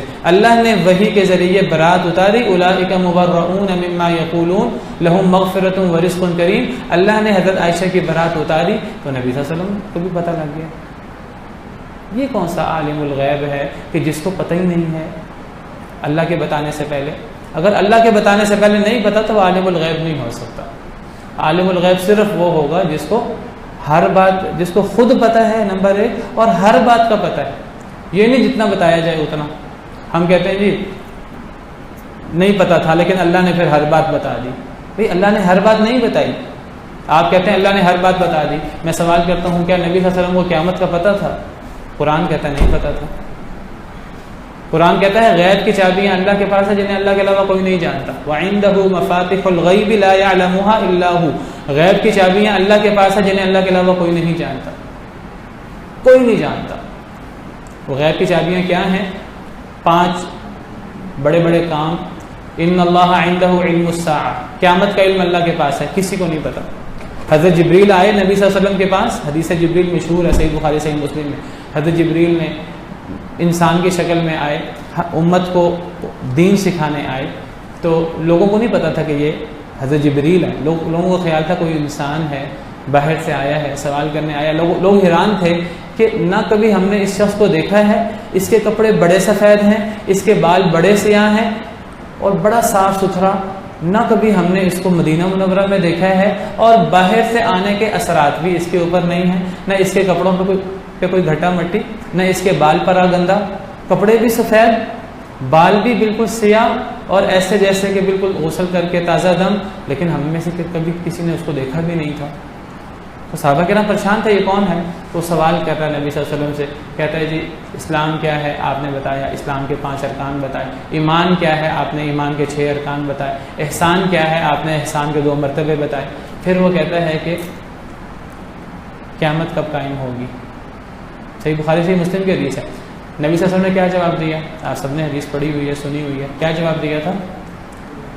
مل مسئول عنہا بأعلم من السائل، جس سے سوال ہو رہا ہے اس کو سوال کرنے والے سے زیادہ علم نہیں ہے۔ بعد میں نبی صلی اللہ علیہ وسلم نے بتایا کہ یہ جبریل تھے، تمہیں تمہارا دین سکھانے آئے تھے۔ تو اس سوال کرنے والے حضرت جبریل نے، صحابہ کو نہیں پتا تھا وہ جبریل ہے، نبی کو تو پتا تھا وہ جبریل ہیں اللہ کی وحی سے، آپ کو پتا تھا وہ جبریل ہیں، تو آپ نے کہا کہ سوال کرنے والے مسئول کو سوال کرنے والے سے زیادہ نہیں پتا۔ مسئول کون تھا؟ نبی صلی اللہ علیہ وسلم۔ جو انسانوں کے سردار ہیں. اور سائل کون تھا؟ جبریل جو فرشتوں کے سردار ہیں. آپ نے فرمایا نہ تو انسانوں کے سردار کو پتہ ہے نہ فرشتوں کے سردار کو پتہ ہے، نہ جبریل کو پتہ ہے نہ محمد صلی اللہ علیہ وسلم کو پتہ ہے. جب ان دونوں کو نہیں پتہ تو پھر کس کو پتہ ہو سکتا؟ کائنات میں اللہ کے علاوہ کسی کو پتہ نہیں ہو سکتا. ان جبریل نے پھر کہا پھر کوئی نشانیاں بتا دیجئے. آپ نے جو اللہ نے وحی میں کچھ نشانیاں بیان کی تھیں آپ نے وہ بیان کر دیں کہ لونڈی اپنی مالکن کو جنم دے گی، اور یہ جو ننگے پاؤں اور ننگے بدن اور یہ بکریوں کے چرواہے یہ اونچی اونچی عمارتیں بنانے میں مقابلہ کریں گے. یہ قیامت کی نشانی ہے. تو قیامت کا کسی کو نہیں پتہ، نبیوں کو بھی نہیں پتہ. عالم الغیب کیسے ہو گئے؟ اللہ فرماتے ہیں وما تدری نفس ماذا تکسب غدا، کوئی جان نہیں جانتی کہ کل کیا کمائے گی، کل کیا ہوگا، کسی کو نہیں پتہ. بڑے سے بڑا نبی ہو ولی ہو اس کو بھی نہیں پتہ کل کیا ہوگا. وما تدری نفس بأي ارض تموت، کوئی جان نہیں جانتی کس زمین پہ فوت ہوگی، کسی کو نہیں پتہ، نبیوں کو بھی نہیں پتہ. ويعلم وينزل الغيث، اللہ بارش برساتے ہیں، بارش کا علم اللہ کے علاوہ کسی کو نہیں ہے. ويعلم ما في الارحام، رحموں میں کیا ہے اللہ کے علاوہ کسی کو علم نہیں ہے.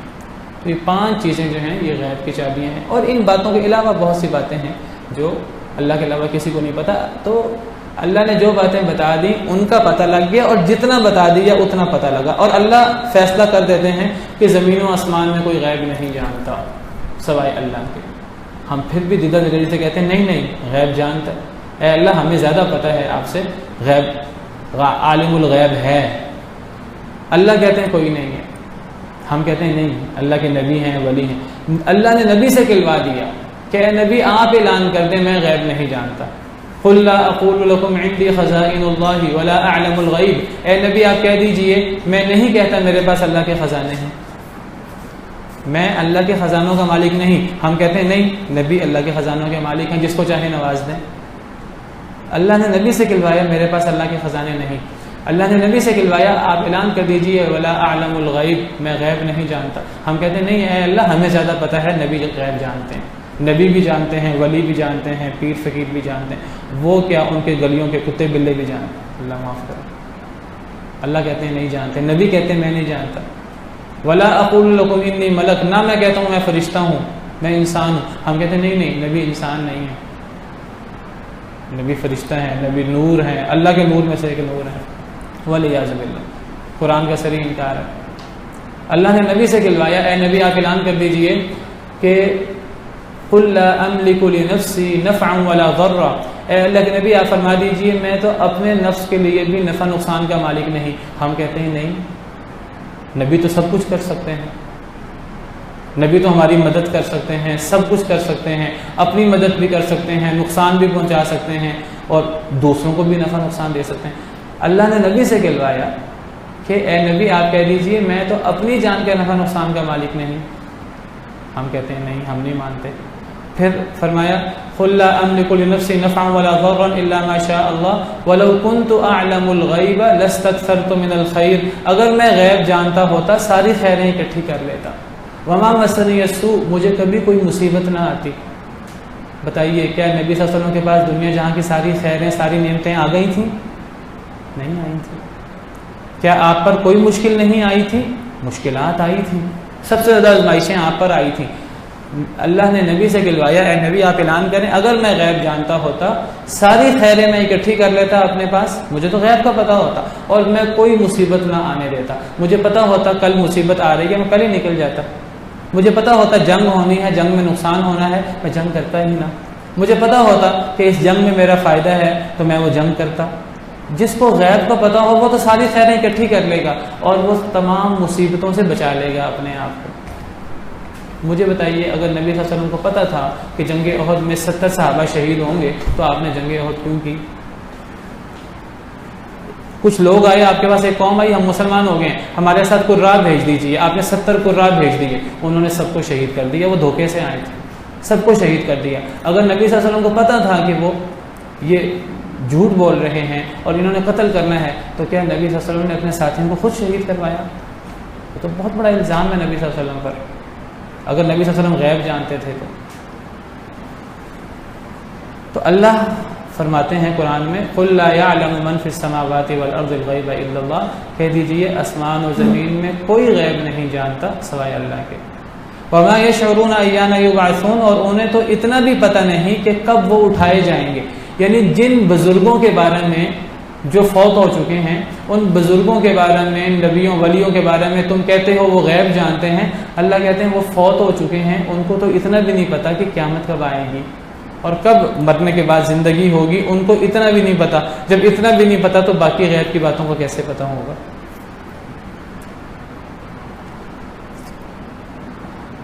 اس کے بعد اللہ رب العالمین نے سورۃ القصص، اس میں حضرت موسیٰ علیہ السلام کا قصہ بیان کیا ہے اور تفصیلی قصہ بیان کیا ہے۔ حضرت موسیٰ کا قصہ بیان کیا، بعد میں قارون کا قصہ بیان کیا۔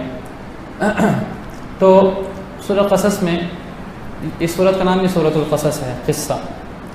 اس سورت میں اللہ فرماتے ہیں کہ ہم موسیٰ اور فرعون کا قصہ بیان کریں گے، اس قوم کے لیے جو ایمان رکھتی ہے، جو یقین رکھتی ہے، جو یقین اور ایمان رکھتی ہے، وہ اس قصے کو بھی ایمان اور یقین سے پڑھے گی اور اس قصے کو مانے گی، کوئی اعتراض نہیں کرے گی کہ یہ جھوٹا قصہ ہے، یہ صحیح بات نہیں ہے۔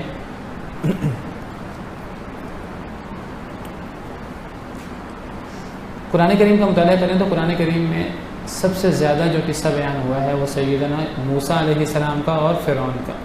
یہ قصہ اتنا زیادہ قرآن میں کیوں ہے؟ حضرت ابراہیم سے بھی زیادہ حضرت موسیٰ کا قصہ ہے قرآن میں۔ اصل میں اگر آپ غور کریں تو فرعون اس دور میں جو سب سے بڑا ملک تھا مصر، اور سب سے بڑی تہذیب تھی، جدید تہذیب اس دور کی، فرعون اس تہذیب کا اور اس ملک کا بادشاہ تھا۔ گویا کہ وہ دنیاوی مال و اسباب جتنے ہو سکتے ہیں، وہ اس وقت دنیا کا سب سے طاقتور بندہ آپ سمجھ لیجیے وہی تھا دنیا کا، جس کے پاس سب سے زیادہ مال بھی تھا اور جس کے پاس سب سے بڑا اختیار بھی تھا۔ کئی لوگوں کے پاس مال ہوتا ہے، اختیار نہیں ہوتا، کئیوں کے پاس اختیار ہوتا ہے، مال نہیں ہوتا۔ اس کے پاس مال بھی تھا اور اختیار بھی تھا، اس سے طاقتور دنیا میں کوئی نہیں تھا۔ گویا کہ وہ نام و نمود اور مادیت اور دنیا کا سب سے بڑا علم بردار تھا۔ دوسری طرف بنی اسرائیل جو اس دور کے حقیر ترین لوگ تھے، کمزور ترین لوگ تھے، جن کے کوئی حقوق نہیں تھے، اتنے کمزور کہ عام ظلم چھوڑیے، مساوات وغیرہ کی باتیں چھوڑیں، مساوات نہیں ہوتی تھی، مساوات چھوڑیں، ظلم چھوڑیں، بچوں کو قتل کر دیا جاتا، کوئی پوچھنے والا کوئی نہیں تھا، کوئی کہنے والا نہیں تھا کہ ان بچوں کو کس جرم میں قتل کیا جا رہا ہے۔ بچوں کو قتل کر دیا جاتا، عورتوں کو لونڈیاں بنا لیا جاتا، زندہ چھوڑ دیا جاتا خدمت کے لیے، لونڈی بنانے کے لیے ان کی عورتوں کو۔ اتنے وہ دنیاوی اعتبار سے پسماندہ لوگ تھے بنی اسرائیل۔ اللہ نے اس قصے کے ذریعے بتایا کہ ایک طرف دنیا کا سب سے مالدار، سب سے طاقتور شخص ہو اور دوسری طرف جو ہے وہ سب سے پسماندہ قوم ہو، اللہ کی مرضی ہے، اللہ جس کو چاہے نیچا کر دے، جس کو چاہے اونچا کر دے، اللہ کے لیے کوئی مشکل نہیں ہے۔ تو انسان کو چڑھتے سورج کی پوجا نہیں کرنی چاہیے، انسان کو دنیا کی زیب و زینت کے پیچھے نہیں جانا چاہیے، انسان کو دیکھنا چاہیے کہ میں اپنے رب کو راضی کروں۔ اصل چیز ہے کہ انسان اپنے رب کو راضی کرے۔ اللہ کیا فرماتے ہیں؟ اس لیے قرآن کریم میں سب سے زیادہ یہ قصہ موجود ہے۔ آپ دیکھیں فرعون جب دلائل دیتا ہے، کیا دلائل دیتا ہے اپنی قوم کے سامنے؟ حضرت موسیٰ کے بالمقابل حضرت موسیٰ اللہ کے نبی ہیں اور سب سے برگزیدہ شخصیت ہیں، لیکن فرعون ماننے کو تیار نہیں ہے۔ وہ اپنے دنیاوی مال و اسباب، اقتدار کے زعم میں وہ کہتا ہے وَنَادَى فِرْعَوْنُ فِي قَوْمِهِ، فرعون نے اپنی قوم میں اعلان کیا، وَنَادَى فِرْعَوْنُ فِي قَوْمِهِ قَالَ يَا قَوْمِ أَلَيْسَ لِي مُلْكُ مِصْرَ وَهَٰذِهِ الْأَنْهَارُ تَجْرِي مِن تَحْتِي، کیا دلیل دیتا ہے کہ میں حق پر ہوں، یہ حق پر نہیں ہے؟ حضرت موسیٰ معجزات دکھا رہے ہیں، قوم والوں کو سمجھ نہیں آ رہی حضرت موسیٰ کے معجزات کا رد کیسے کریں۔ فرعون ان کو ورغلائی جا رہا ہے، کبھی دھمکاتا ہے کہ جو ایمان لایا قتل کر دوں گا، جس طرح اس نے جادوگروں کو قتل کیا، کبھی کسی اور طریقے سے دھوکہ دیتا ہے۔ تو کشمکش خیر اور شر کی جاری ہے، قوم والوں کو سمجھ نہیں آ رہی۔ اب فرعون کیا قوم والوں کو دلیل دیتا ہے، کہتا ہے کہ میں غلط کیسے ہو سکتا ہوں، اے میری قوم کیا میرے پاس ملک مصر کی بادشاہت نہیں ہے؟ وَهَٰذِهِ الْأَنْهَارُ تَجْرِي مِن تَحْتِي، یہ نہریں میرے حکم سے چلتی ہیں، ان نہروں کا، ان باغات کا کون مالک ہے؟ میں مالک ہوں، یہ دلیل ہے اس کی۔ افلا الیس لی ملک مصر وهذه الانہار تجری من تحتی افلا تبصرون، افلا تبصرون، کیا تم دیکھتے نہیں، کیا تم عقل نہیں کرتے؟ پھر کیا کہتا ہے؟ کہتا ہے ام انا خیر من هذا الذي هو مہین ولا يكاد يبین، کیا میں بہتر ہوں یا یہ موسیٰ جو نعوذ باللہ ذلیل ہے، رسوا ہے، ولا يكاد يبین، یہ تو صحیح طریقے سے بات بھی نہیں کر سکتا۔ حضرت موسیٰ علیہ السلام کی زبان میں لکنت تھی، کسی وجہ سے بچپن میں کہا جاتا ہے کہ انہوں نے زبان میں انگارہ رکھ لیا تھا۔ حضرت موسیٰ نے اللہ سے دعا کی تھی کہ اے اللہ میری زبان کی گرہ کھول دے، اللہ نے کھول دی تھی۔ رب اشرح لی صدری ویسر لی امری واحلل عقدۃ من لسانی یفقہوا قولی، اللہ نے کھول دی تھی، لیکن یا تو فرعون پرانی بات کا حوالہ دے رہا ہے یا ابھی بھی تھوڑے سا اثر موجود تھا، حضرت موسیٰ کی بات پوری سمجھ آتی تھی، لیکن فرعون نے تو مذاق اڑانا تھا۔ جو بات بھی نہیں پوری بیان کر سکتا تو میں بہتر ہوں کہ وہ بہتر ہے۔ پھر کیا دلیل دیتا ہے؟ کہتا ہے فلولا القی علیہ اسورۃ من ذہب، اس کے اوپر کوئی سونے کے کنگن کیوں نہیں ڈالے گئے؟ اگر یہ حق پر ہو تو اس کے بادشاہ اس زمانے میں سونے کے کنگن پہنتے تھے، یہ سونے کے کنگن کیوں نہیں پہنے ہوئے؟ اس کے گلے میں سونے اور ہیروں کی مالائیں کیوں نہیں ہیں؟ یہ معیار ہے حق اور باطل کا اس کے نزدیک، یعنی یہ مادیت پرستی کا جو فتنہ ہے آج کے دور کا، میں سمجھتا ہوں تو ہمیں زیادہ سے زیادہ حضرت موسیٰ اور فرعون کا قصہ پڑھنا چاہیے۔ ہم جو چڑھتے سورج کی پوجا کرتے ہیں، ہمیں مال چاہیے، دولت چاہیے، سونا چاندی چاہیے، ناجائز طریقے سے آئے، جائز طریقے سے ہمیں کوئی پرواہ نہیں۔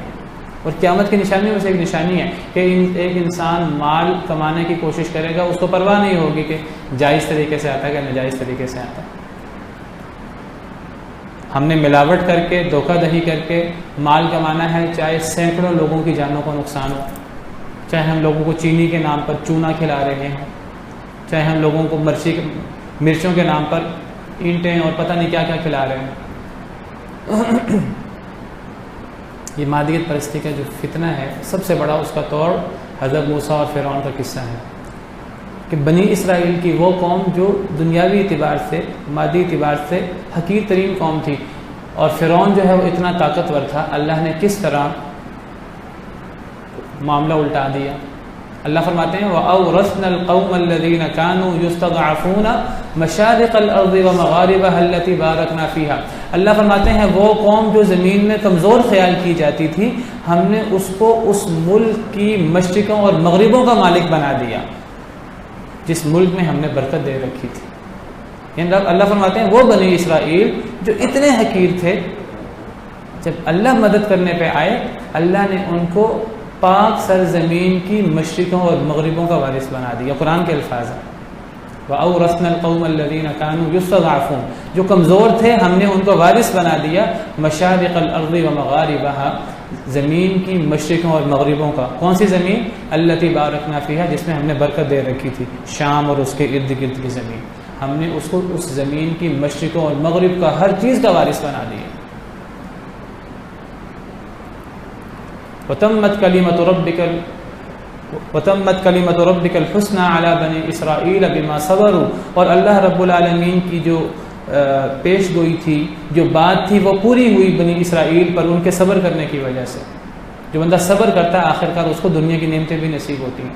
پھر اللہ فرماتے ہیں وَدَمَّرْنَا مَا كَانَ يَصْنَعُ فِرْعَوْنُ وَقَوْمُهُ وَمَا كَانُوا يَعْرِشُونَ، ہم نے فرعون اور اس کی قوم کو، جو اقتدار بھی ان کے پاس، مال بھی ان کے پاس، ہر چیز ان کے پاس، جو کہتا تھا کہ ملک مصر کا بادشاہ میں ہوں اور میرے نیچے سے یہ ساری چیزیں چلتی ہیں ساری۔ اللہ فرماتے ہیں کہ سورت کے شروع میں آپ ذرا تمہید پڑھیں اس سورت کی، اللہ فرماتے ہیں فرعون نے زمین میں سرکشی کی، تکبر اختیار کیا، وَجَعَلَ أَهْلَهَا شِيَعًا، فرعون نے مصر کے رہنے والوں کو گروہوں میں تقسیم کر رکھا تھا، يَسْتَضْعِفُ طَائِفَةً مِّنْهُمْ، ایک گروہ کو انتہائی کمزور بنا رکھا تھا، کس کو؟ بنی اسرائیل کو، یذبح ابناءہم، ان کے بیٹوں کو ذبح کر دیتا تھا، ویستحیی نساءہم، ان کی عورتوں کو چھوڑ دیتا تھا۔ انہ کان من المفسدین، بڑا فسادی تھا۔ یہاں فرعون کے حکومت کا طریقہ بیان کیا ہے، فرعون نے کیسے غلبہ حاصل کیا ہوا تھا، اپنے ملک کے لوگوں کو گروہوں میں بانٹ رکھا تھا۔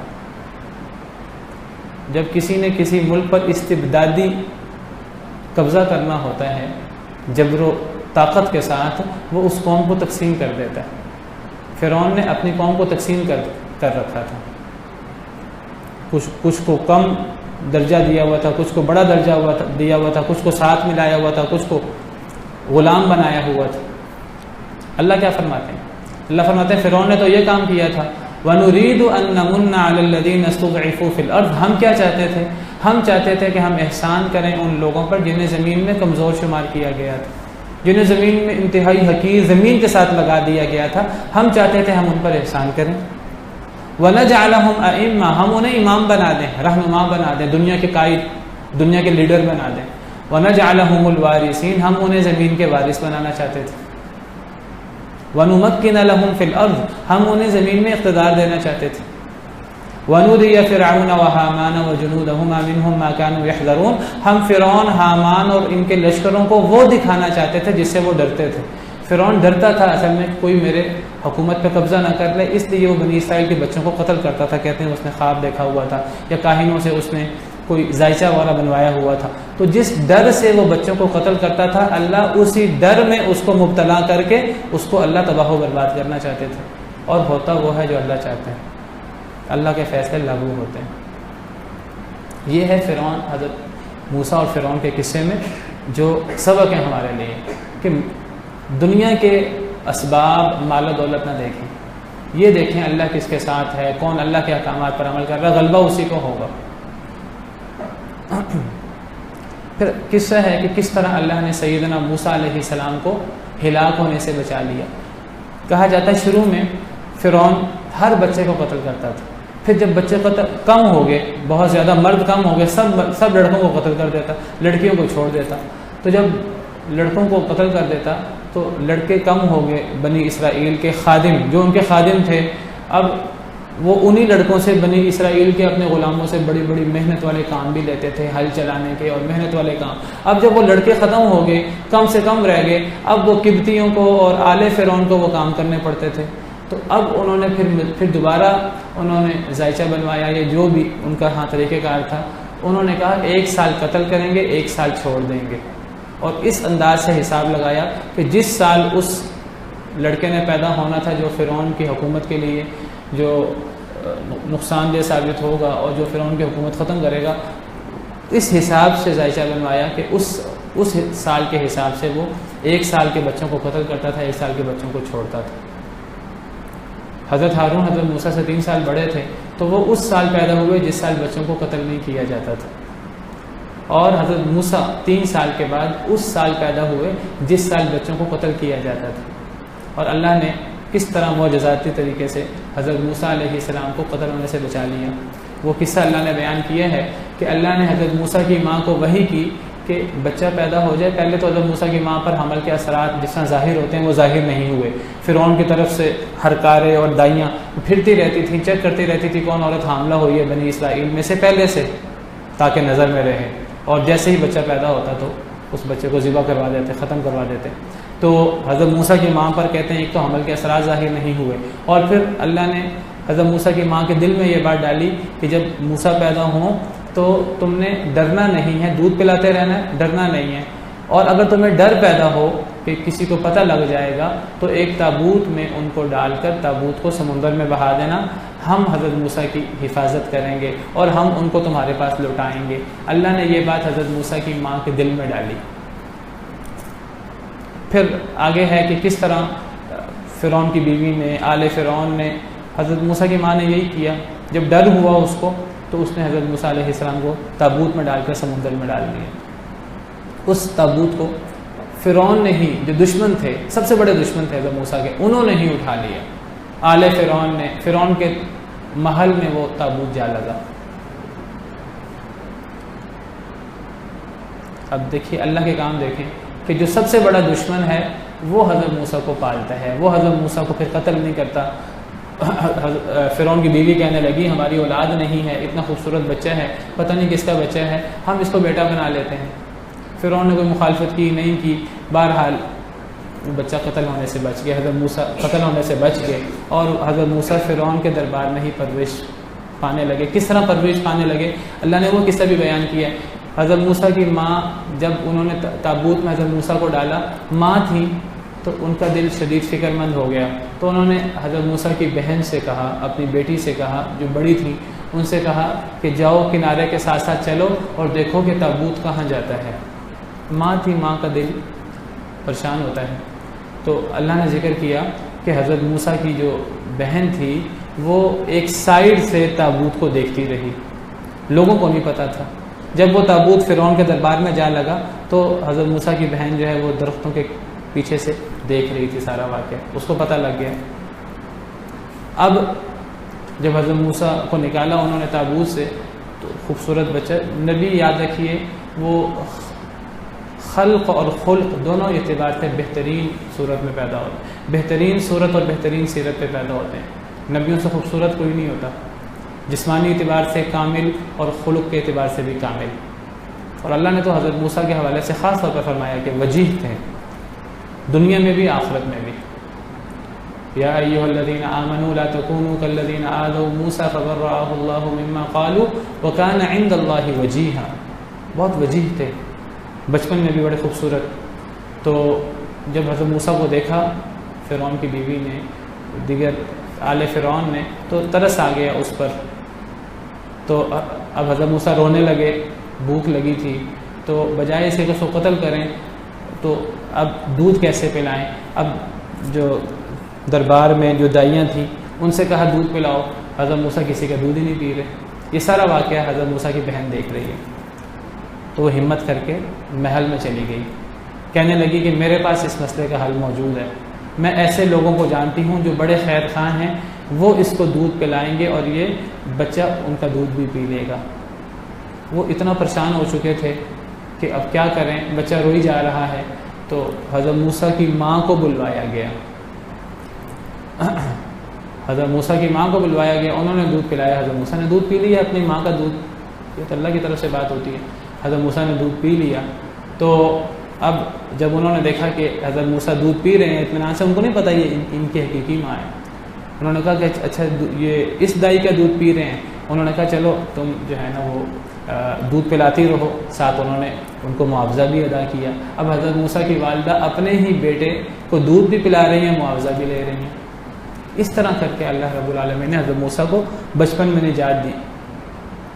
یہ پورا قصہ اللہ نے بیان کیا، اور اللہ تعالیٰ اس قصے کے اندر بیان کرتے ہیں، اللہ فرماتے ہیں کہ فرددناہ الی امہ، ہم نے حضرت موسیٰ کو ان کی ماں کی طرف لوٹا دیا۔ بعد میں شاید فرعون نے اور آل فرعون نے حضرت موسیٰ کو ان کی ماں کے ساتھ گھر ہی بھجوا دیا کہ آپ اپنے گھر میں رہتے رہتے ان کو دودھ پلائیں اور معاوضہ ہم سے لیں۔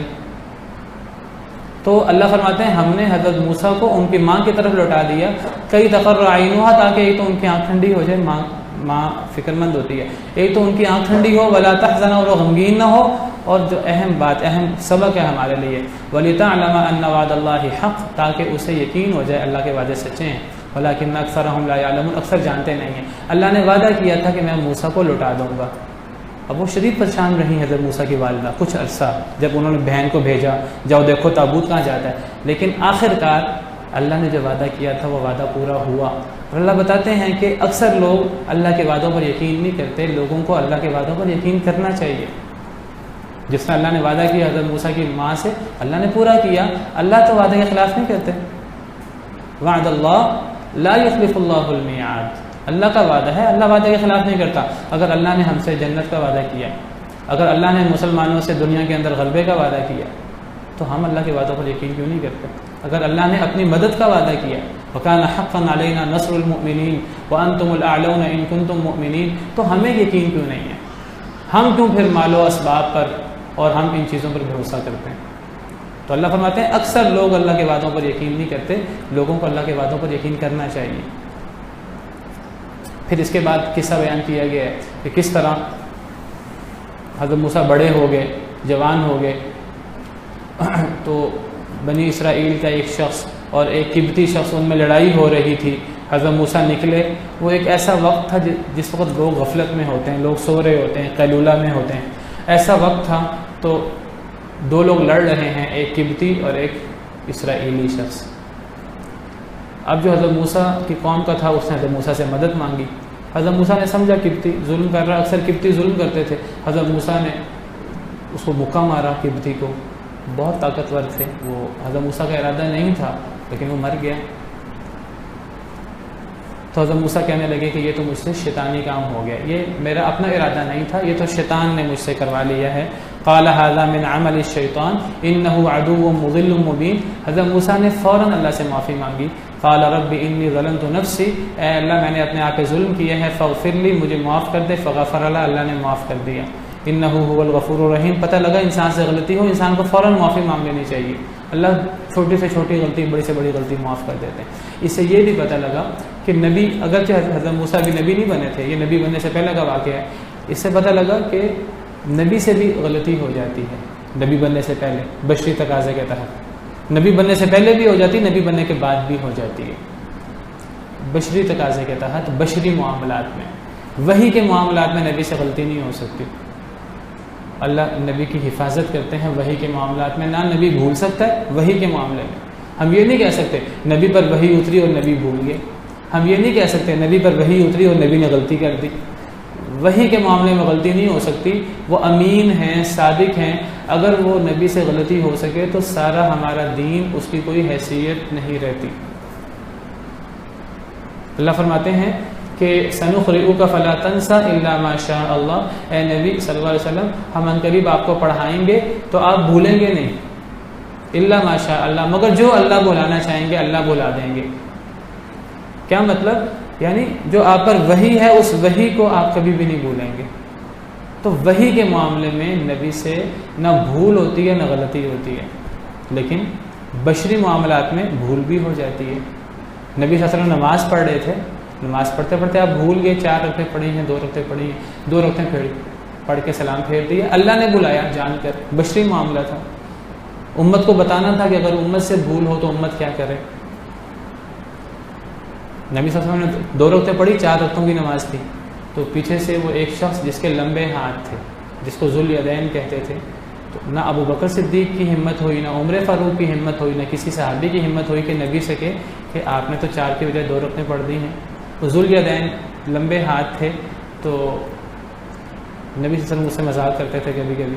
تو اس نے ہمت کی، کہنے لگا، اور دیکھیں بات کرنے کا انداز کیا ہے ادب سے. کہنے لگا اقصرت الصلاۃ ام نسیت، کہ کیا نماز چھوٹی کر دی گئی ہے یا آپ بھول گئے ہیں. یعنی انداز ادب کا ہے، یہ نہیں کہ آپ بھول گئے ہیں. کہا ممکن ہے نمازیں چھوٹی ہو گئی ہو، نبی صلی اللہ علیہ وسلم پر وحی ہوتی تھی، دین میں کمی بیشی ہو رہی تھی. کیا نماز چھوٹی ہو گئی ہے، 4 رکعتوں کی نماز 2 رکعتیں رہ گئی ہے، یا آپ بھول گئے ہیں. آپ نے فرمایا نہ میں بھولا ہوں نہ نماز چھوٹی ہوئی ہے. آپ نے اصرار کیا اپنی بات پہ. تو پھر باقی صحابہ کرام سے آپ نے پوچھا، باقی صحابہ کرام نے کہا آپ نے 2 رکعتیں پڑھائی ہیں. تو پھر آپ نے 2 رکعتیں پوری کی اور پھر آپ نے سجدہ سہو کیا. بتایا امت کو کہ اگر بھول ہو جائے تو کس طرح نماز پڑھنی ہے. اللہ نے بھول کرا کر بتایا کہ بشری معاملات میں نبی سے بھول ہو جاتی ہے اور وحی کے معاملات میں نہیں ہو سکتی. تو بشری معاملات میں نبی سے غلطی بھی ہو جاتی ہے. ممکن ہے اللہ تعالیٰ نبیوں کو وہ مقام دینا چاہتے ہوں جو ایک توبہ کرنے والے کا اللہ کے ہاں مقام ہوتا ہے. جو لوگ گناہ ہی نہیں کرتے، اللہ کو ان سے زیادہ محبوب وہ لوگ ہیں جو غلطی کر کے اس کی توبہ کرتے ہیں. کیونکہ جو غلطی کر کے توبہ کرتے ہیں وہ توبہ کی فضیلت بھی پاتے ہیں. جو گناہ ہی نہیں کرے گا وہ توبہ کی فضیلت کیسے پائے گا. تو توبہ اللہ کو اتنی پسند ہے. اللہ فرماتے ہیں الم یعلموا ان اللہ هو یقبل التوبۃ عن عبادی، کیا لوگوں کو پتہ نہیں کہ اللہ اپنے بندوں کی توبہ قبول کرتے ہیں.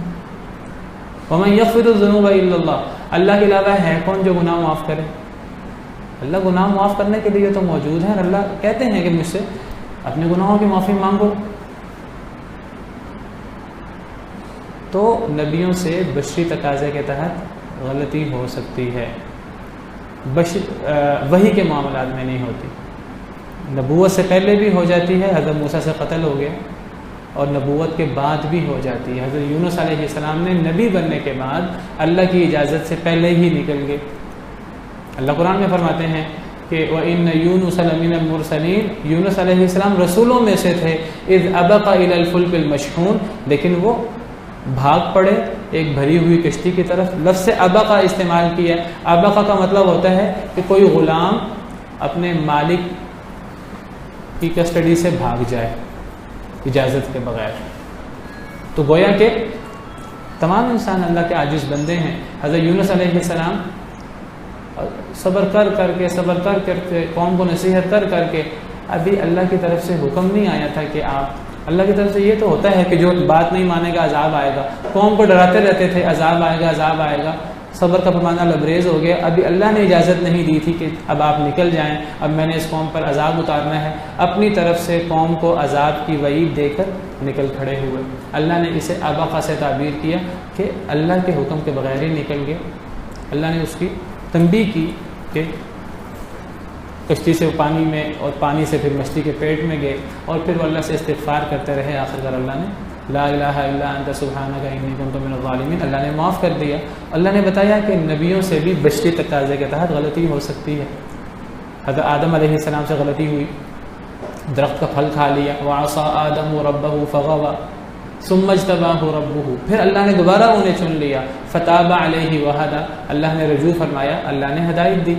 جب انہوں نے توبہ کی، اللہ نے دوبارہ ان کو وہی مقام دے دیا، اس سے بڑا مقام دے دیا۔ حضرت نوح علیہ السلام نے بیٹے کے لیے دعا کر لی۔ اللہ نے کہا تھا کہ آپ کے گھر والے ان کو میں محفوظ رکھوں گا۔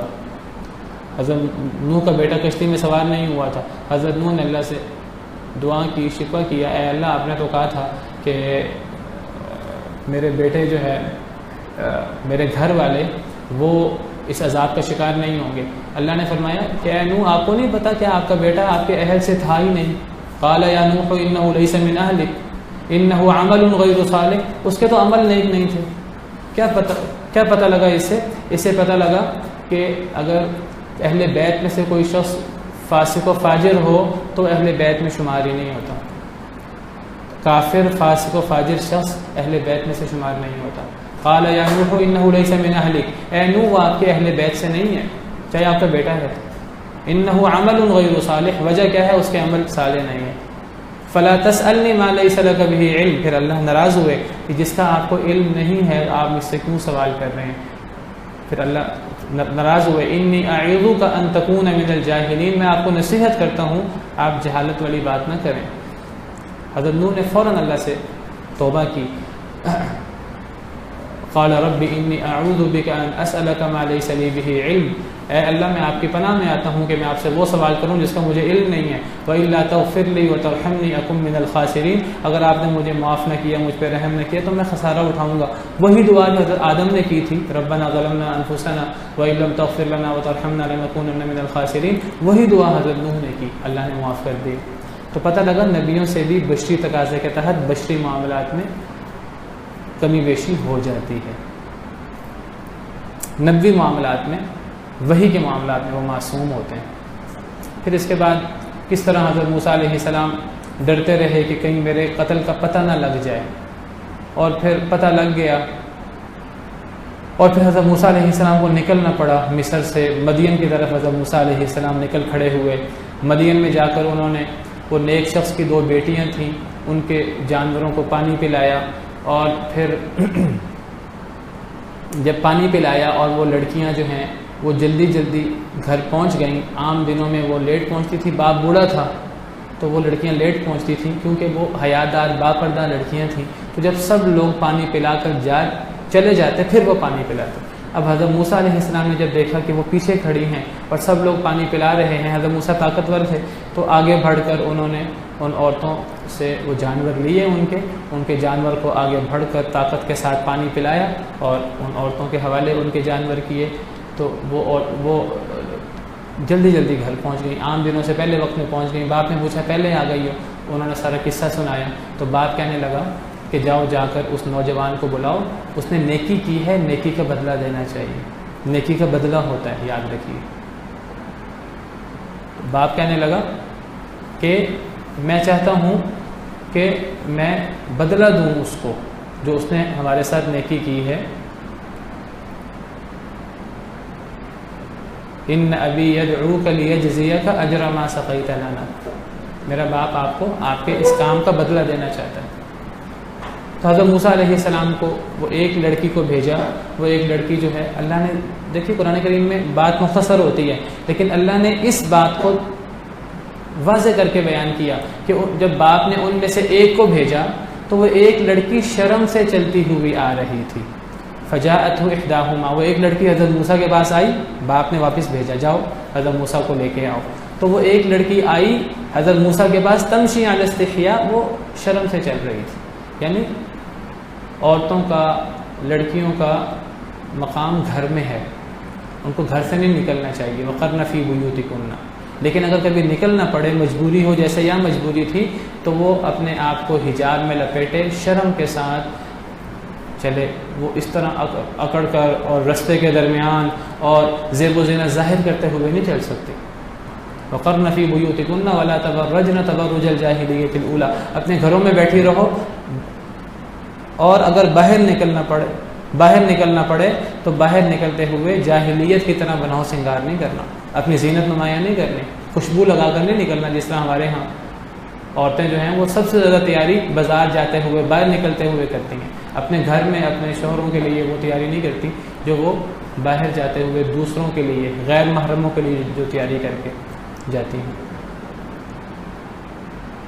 بہرحال حضرت موسیٰ علیہ السلام آئے تو ایک لڑکی نے کہا کہ اے ابا جان انہیں اجرت پہ رکھ لیں. وہ کہنے لگی ان خیر من استاجرت القوی الامین. بہترین شخص جسے آپ اجرت پہ رکھیں وہ قوی اور امانت دار ہوتا ہے. ان دونوں لڑکیوں میں سے ایک لڑکی نے اپنے باپ کو یہ مشورہ دیا. اس سے پتہ لگا کہ لڑکی مشورہ دے سکتی ہے. لڑکیوں کو عورتوں کو ناقص العقل کہہ کر پیچھے رکھ دینا اور ان سے مشورہ نہ لینا یہ صحیح نہیں ہے. مشورہ لینا چاہیے. نبی کریم صلی اللہ علیہ وسلم مشورہ لیتے تھے. جب نبی صلی اللہ علیہ وسلم کو وحی ملی ہے اللہ سے آپ پریشان ہو گئے. آپ کو ڈر ہو گیا کہ کہیں میں ختم ہی نہ ہو جاؤں. آپ کو کس نے تسلی دی؟ حضرت خدیجہ نے. اور وہ تسلی دی کہ جو ایک مثال بن گئی کہ اللہ آپ کو کیسے ضائع کریں گے. آپ تو انک لتصل الرحم. آپ صلہ رحمی کرتے ہیں, آپ مہمان نوازی کرتے ہیں, آپ غریبوں کی مدد کرتے ہیں, آپ یہ اور یہ کام کرتے ہیں. اللہ آپ کو کیسے ضائع کریں گے. وہ تسلی دی کہ آپ کو دھارس ملی. کہتے ہیں ایک موقع پر نبی صلی اللہ علیہ وسلم شدید پریشان ہو گئے کہ ہمیشہ آپ اشارہ کرتے ہیں, صحابہ آپ کے اشارے پر کٹ مرنے کو تیار ہوتے. ایک موقع ہے نبی صلی اللہ علیہ وسلم صحابہ کرام کو حکم دے رہے ہیں, صحابہ مان ہی نہیں رہے. آپ بھی حیران ہوں گے. آپ صحابہ کرام سے کہہ رہے ہیں کہ جب آپ عمرہ کرنے گئے ہیں, کافروں نے عمرہ نہیں کرنے دیا, صلح حدیبیہ ہوئی ہے, آپ صحابہ کرام سے کہہ رہے ہیں کہ اپنے جانوروں کو یہیں ذبح کر لو. صحابہ کر ہی نہیں رہے. اب نبی پریشان کہ میں اشارہ کرتا ہوں, صحابہ میرے اشارے پر کٹ مرنے کو تیار ہوتے ہیں, اب میں انہیں صراحت سے حکم دے رہا ہوں, ایک دفعہ, دو دفعہ, تین دفعہ, وہ عمل ہی نہیں کر رہے. صحابہ کرام کیوں نہیں عمل کر رہے؟ ان کو یہ معاملہ اتنا مشکل لگ رہا ہے کہ ہم نے تو یہ جانور لیے تھے کہ ہم عمرے پر قربان کریں گے, مکہ مکرمہ جا کر قربان کریں گے, اب عمرہ کیے بغیر جانور کیسے قربان کر لیں؟ نبی کے حکم پر بھی وہ ابھی کشمکش میں ہیں. تو حضرت ام سلمہ ان پریشانی میں آپ ان کے خیمے میں داخل ہوئے, بڑی ذہین و فتیم خاتون. تو کہنے لگی کہ کس بات سے پریشان ہے؟ آپ نے مسئلہ بتایا کہ میں صحابہ کرام سے کہہ رہا ہوں, میری بات پہ توجہ ہی نہیں کر رہے. تو انہوں نے فرمایا کہ آپ کچھ نہ کریں, آپ باہر جائیں, جا کر اپنا جانور قربان کر دیں, پھر دیکھیں کیا ہوتا ہے. تو نبی صلی اللہ علیہ وسلم نے اپنا جانور قربان کیا. سب صحابہ کرام نے آپ کے دیکھا. وہ صحابہ کرام کشمکش میں تھے, اتنا بڑا معاملہ تھا کہ ابھی تو ہم نے عمرہ ہی نہیں کیا, تو اب ہم جانور کو ہم نے تو مکہ مکرمہ میں ذبح کرنا تھا, اب ہم رستے میں کیسے ذبح کر لیں؟ تو حضرت ام سلمہ نے مشورہ دیا. یہاں اس لڑکی نے مشورہ دیا کہ اسے اجرت پہ رکھ لیں. کہتے ہیں, یہ کہنے والا کون ہے مجھے ذہن سے نکل گیا, بہت بڑے تابعی ہیں, شاعر, بہت بڑے عالم ہیں, امام ہیں. وہ کہتے ہیں کہ دنیا میں 3 لوگوں نے کام کی باتیں کہی ہیں. ان 3 لوگوں میں سے ایک یہ لڑکی ہے جس نے بڑی پتہ کی بات کہی ہے اور بڑی بہترین, بڑی ذہانت کی بات کہی ہے. کہتے ہیں ان ذہانت کی باتیں کرنے والوں میں ایک تو حضرت عمر تھے, جنہوں نے حضرت ابوبکر صدیق کی خلافت کے لیے جو انہوں نے معاملہ کیا تھا, انہوں نے حضرت ابوبکر صدیق کی خلافت خود کر لی تھی. ان کی دیکھا دیکھی پھر باقی لوگوں نے کر لی, ورنہ اختلاف ہو رہا تھا. اور ان میں سے ایک واقعہ یہ ہے، تیسرا واقعہ اس وقت میرے ذہن میں نہیں ہے۔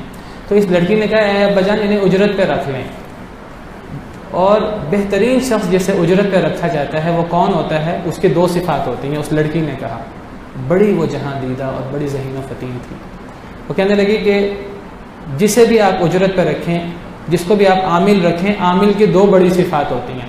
یہ صفات آپ یاد رکھیے، آپ نے کوئی بڑے درجے کا عامل رکھنا ہے، کوئی بڑے درجے کا عہدیدار رکھنا ہے، کوئی چھوٹے درجے کا عہدیدار رکھنا ہے، اس کی یہی دو صفات ہیں۔ اور قرآن کریم میں یہ صفات عامل کی صرف یہاں بیان نہیں ہوئی، یہ 2-3 مقام پر بیان ہوئی ہیں۔ وہ کہنے لگی کہ پہلی اس کی صفت ہو کہ وہ طاقتور ہو، اور دوسری اس کی صفت ہے کہ وہ امانت دار ہو۔ طاقتور کا کیا مطلب ہے؟ حضرت موسیٰ نے جو کام کرنا تھا، وہ جانوروں کو پانی پلانا جو لڑکیاں کرتی تھیں وہ کام کرنا تھا، اس کام کے لیے طاقت کی ضرورت تھی۔ یہاں طاقت اصل میں، یہاں طاقت مراد نہیں ہے، یہاں اصل میں اہلیت مراد ہے، وہ کام کر سکے، کیونکہ یہاں کام طاقت سے متعلق تھا تو یہاں لفظ طاقت استعمال کیا، القوی، یہاں طاقت کی ضرورت ہے۔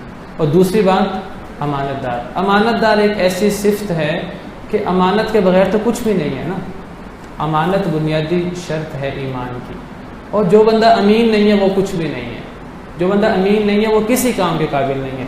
تو سب سے پہلی شرط تو ہے امانت دار۔ ایک بندہ امانت دار ہی نہیں ہے، وہ اپنے مالک کا فائدہ کرنے کی بجائے، باس کا فائدہ کرنے کی بجائے وہ اپنا فائدہ کرے گا، وہ باس کو نقصان پہنچائے گا، وہ باس کے مخالف کا فائدہ کرے گا۔ تو امانت کے بغیر تو کوئی صفت بھی کام کی نہیں ہے۔ پہلی صفت ہے امین، اور دوسری صفت ہے کہ وہ اہل ہو اس کام کا۔ کہتے ہیں اس لڑکی کو کیسے پتہ لگا حضرت موسیٰ امین ہیں، کیسے پتہ لگا کہ طاقتور ہیں؟ کہتے ہیں کہ طاقت کیسے پتہ لگا کہ حضرت موسیٰ نے اکیلے ہی اس ڈول سے پانی پلا دیا جو کئی لوگ مل کر ڈول کنویں سے نکالتے تھے اور پانی پلاتے تھے۔ تو اس لڑکی کو حضرت موسیٰ کی طاقت کیسے پتہ لگا؟ اور امانت کا کیسے پتہ لگا کہ جب وہ حضرت موسیٰ کو بلانے آئی تو حضرت موسیٰ نے اس سے، اب وہ گائیڈ تھی، اس کو پتہ تھا کہ گھر کہاں ہے ہمارا، حضرت موسیٰ کو نہیں پتہ تھا۔ تو اب بجائے اس سے کہ حضرت موسیٰ اس کے پیچھے چلیں اور وہ آگے آگے چلے راستہ بتانے کے لیے، حضرت موسیٰ نے کہا کہ میں آگے آگے چلتا ہوں، تم مجھے پیچھے سے راستہ بتاتی رہو، زبان سے بتاتی رہو، یا کچھ لوگوں نے لکھا ہے کہ پتھر پھینک کے اشارہ کر دینا کہ میں نے یہاں مڑنا ہے، کہ یہاں مڑنا ہے۔ تو حضرت موسیٰ آگے آگے چل رہے تھے، راستہ کا حضرت موسیٰ کو نہیں پتہ تھا، اور وہ لڑکی پیچھے تھی۔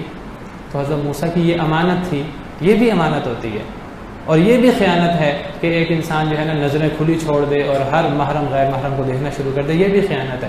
تو لڑکی کہنے لگی کہ یہ امانت دار بھی ہیں اور یہ طاقتور بھی ہیں۔ یہی صفات قرآن میں اور جگہ بھی بیان ہوئی ہیں، لیکن وقت ختم ہو گیا تو اسی پر بس کرتا ہوں۔ سبحان ربک رب العزت عما یصفون وسلام علی المرسلین والحمد للہ رب العالمین۔ جی جو عورتوں سے مشابہت کرتے ہیں، عورتوں سے مشابہت تو لعنت کا باعث ہے، بہت بڑا گناہ ہے حدیث میں، لعن اللہ المتشبہین من الرجال بالنساء، اللہ نے ان لوگوں پر لعنت کی جو مردوں میں سے عورتوں کی، جو مرد ہوں اور وہ عورتوں کی مشابہت کریں۔ اسی طرح اللہ نے ان عورتوں پر لعنت کی جو عورتیں ہوں لیکن وہ مردوں کی مشابہت کریں۔ مشاورت کرتے ہیں، نہیں صرف عورتوں سے مشاورت تو نہیں کرنی چاہیے۔ دیکھیے اللہ کا جو حکم ہے، کوئی بات ہے، اس بات کو مذاق نہیں، نشانہ نہیں بنانا چاہیے۔ یعنی یہاں ہے کہ یعنی بعض دفعہ نا ہمارے ہاں کیا ہے، ہم اس کو غیرت کا مسئلہ بنا لیتے ہیں، جی فلاں عورت نے مشورہ دیا ہم کیوں مانیں، تو یہ کوئی غیرت کی بات نہیں ہے۔ میں نے اس بات کی وضاحت کی ہے، ورنہ میں یہ نہیں کہتا کہ صرف عورتوں سے مشورہ کریں، مردوں سے مشورہ کرنا چاہیے، لیکن اگر عورت مشورہ دے اور مشورہ اس کا اہم ہو، قیمتی ہو اور عورت دے سکتی ہے تو وہ اس کو ماننا چاہیے کھلے دل کے ساتھ۔ یہ نہیں سوچنا چاہیے کہ میری مردانگی کو اس نے چیلنج کر دیا، نہیں وہ نہیں صحیح۔ وعلیکم السلام ورحمۃ اللہ وبرکاتہ۔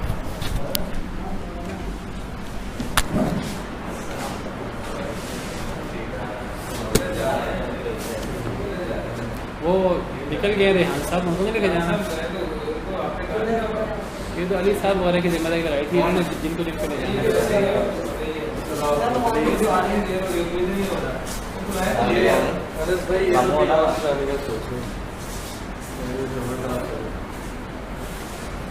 کیا کریں؟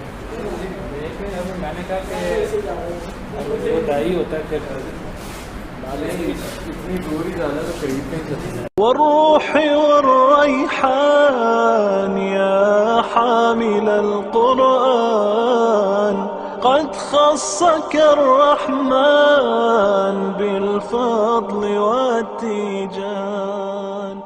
والروح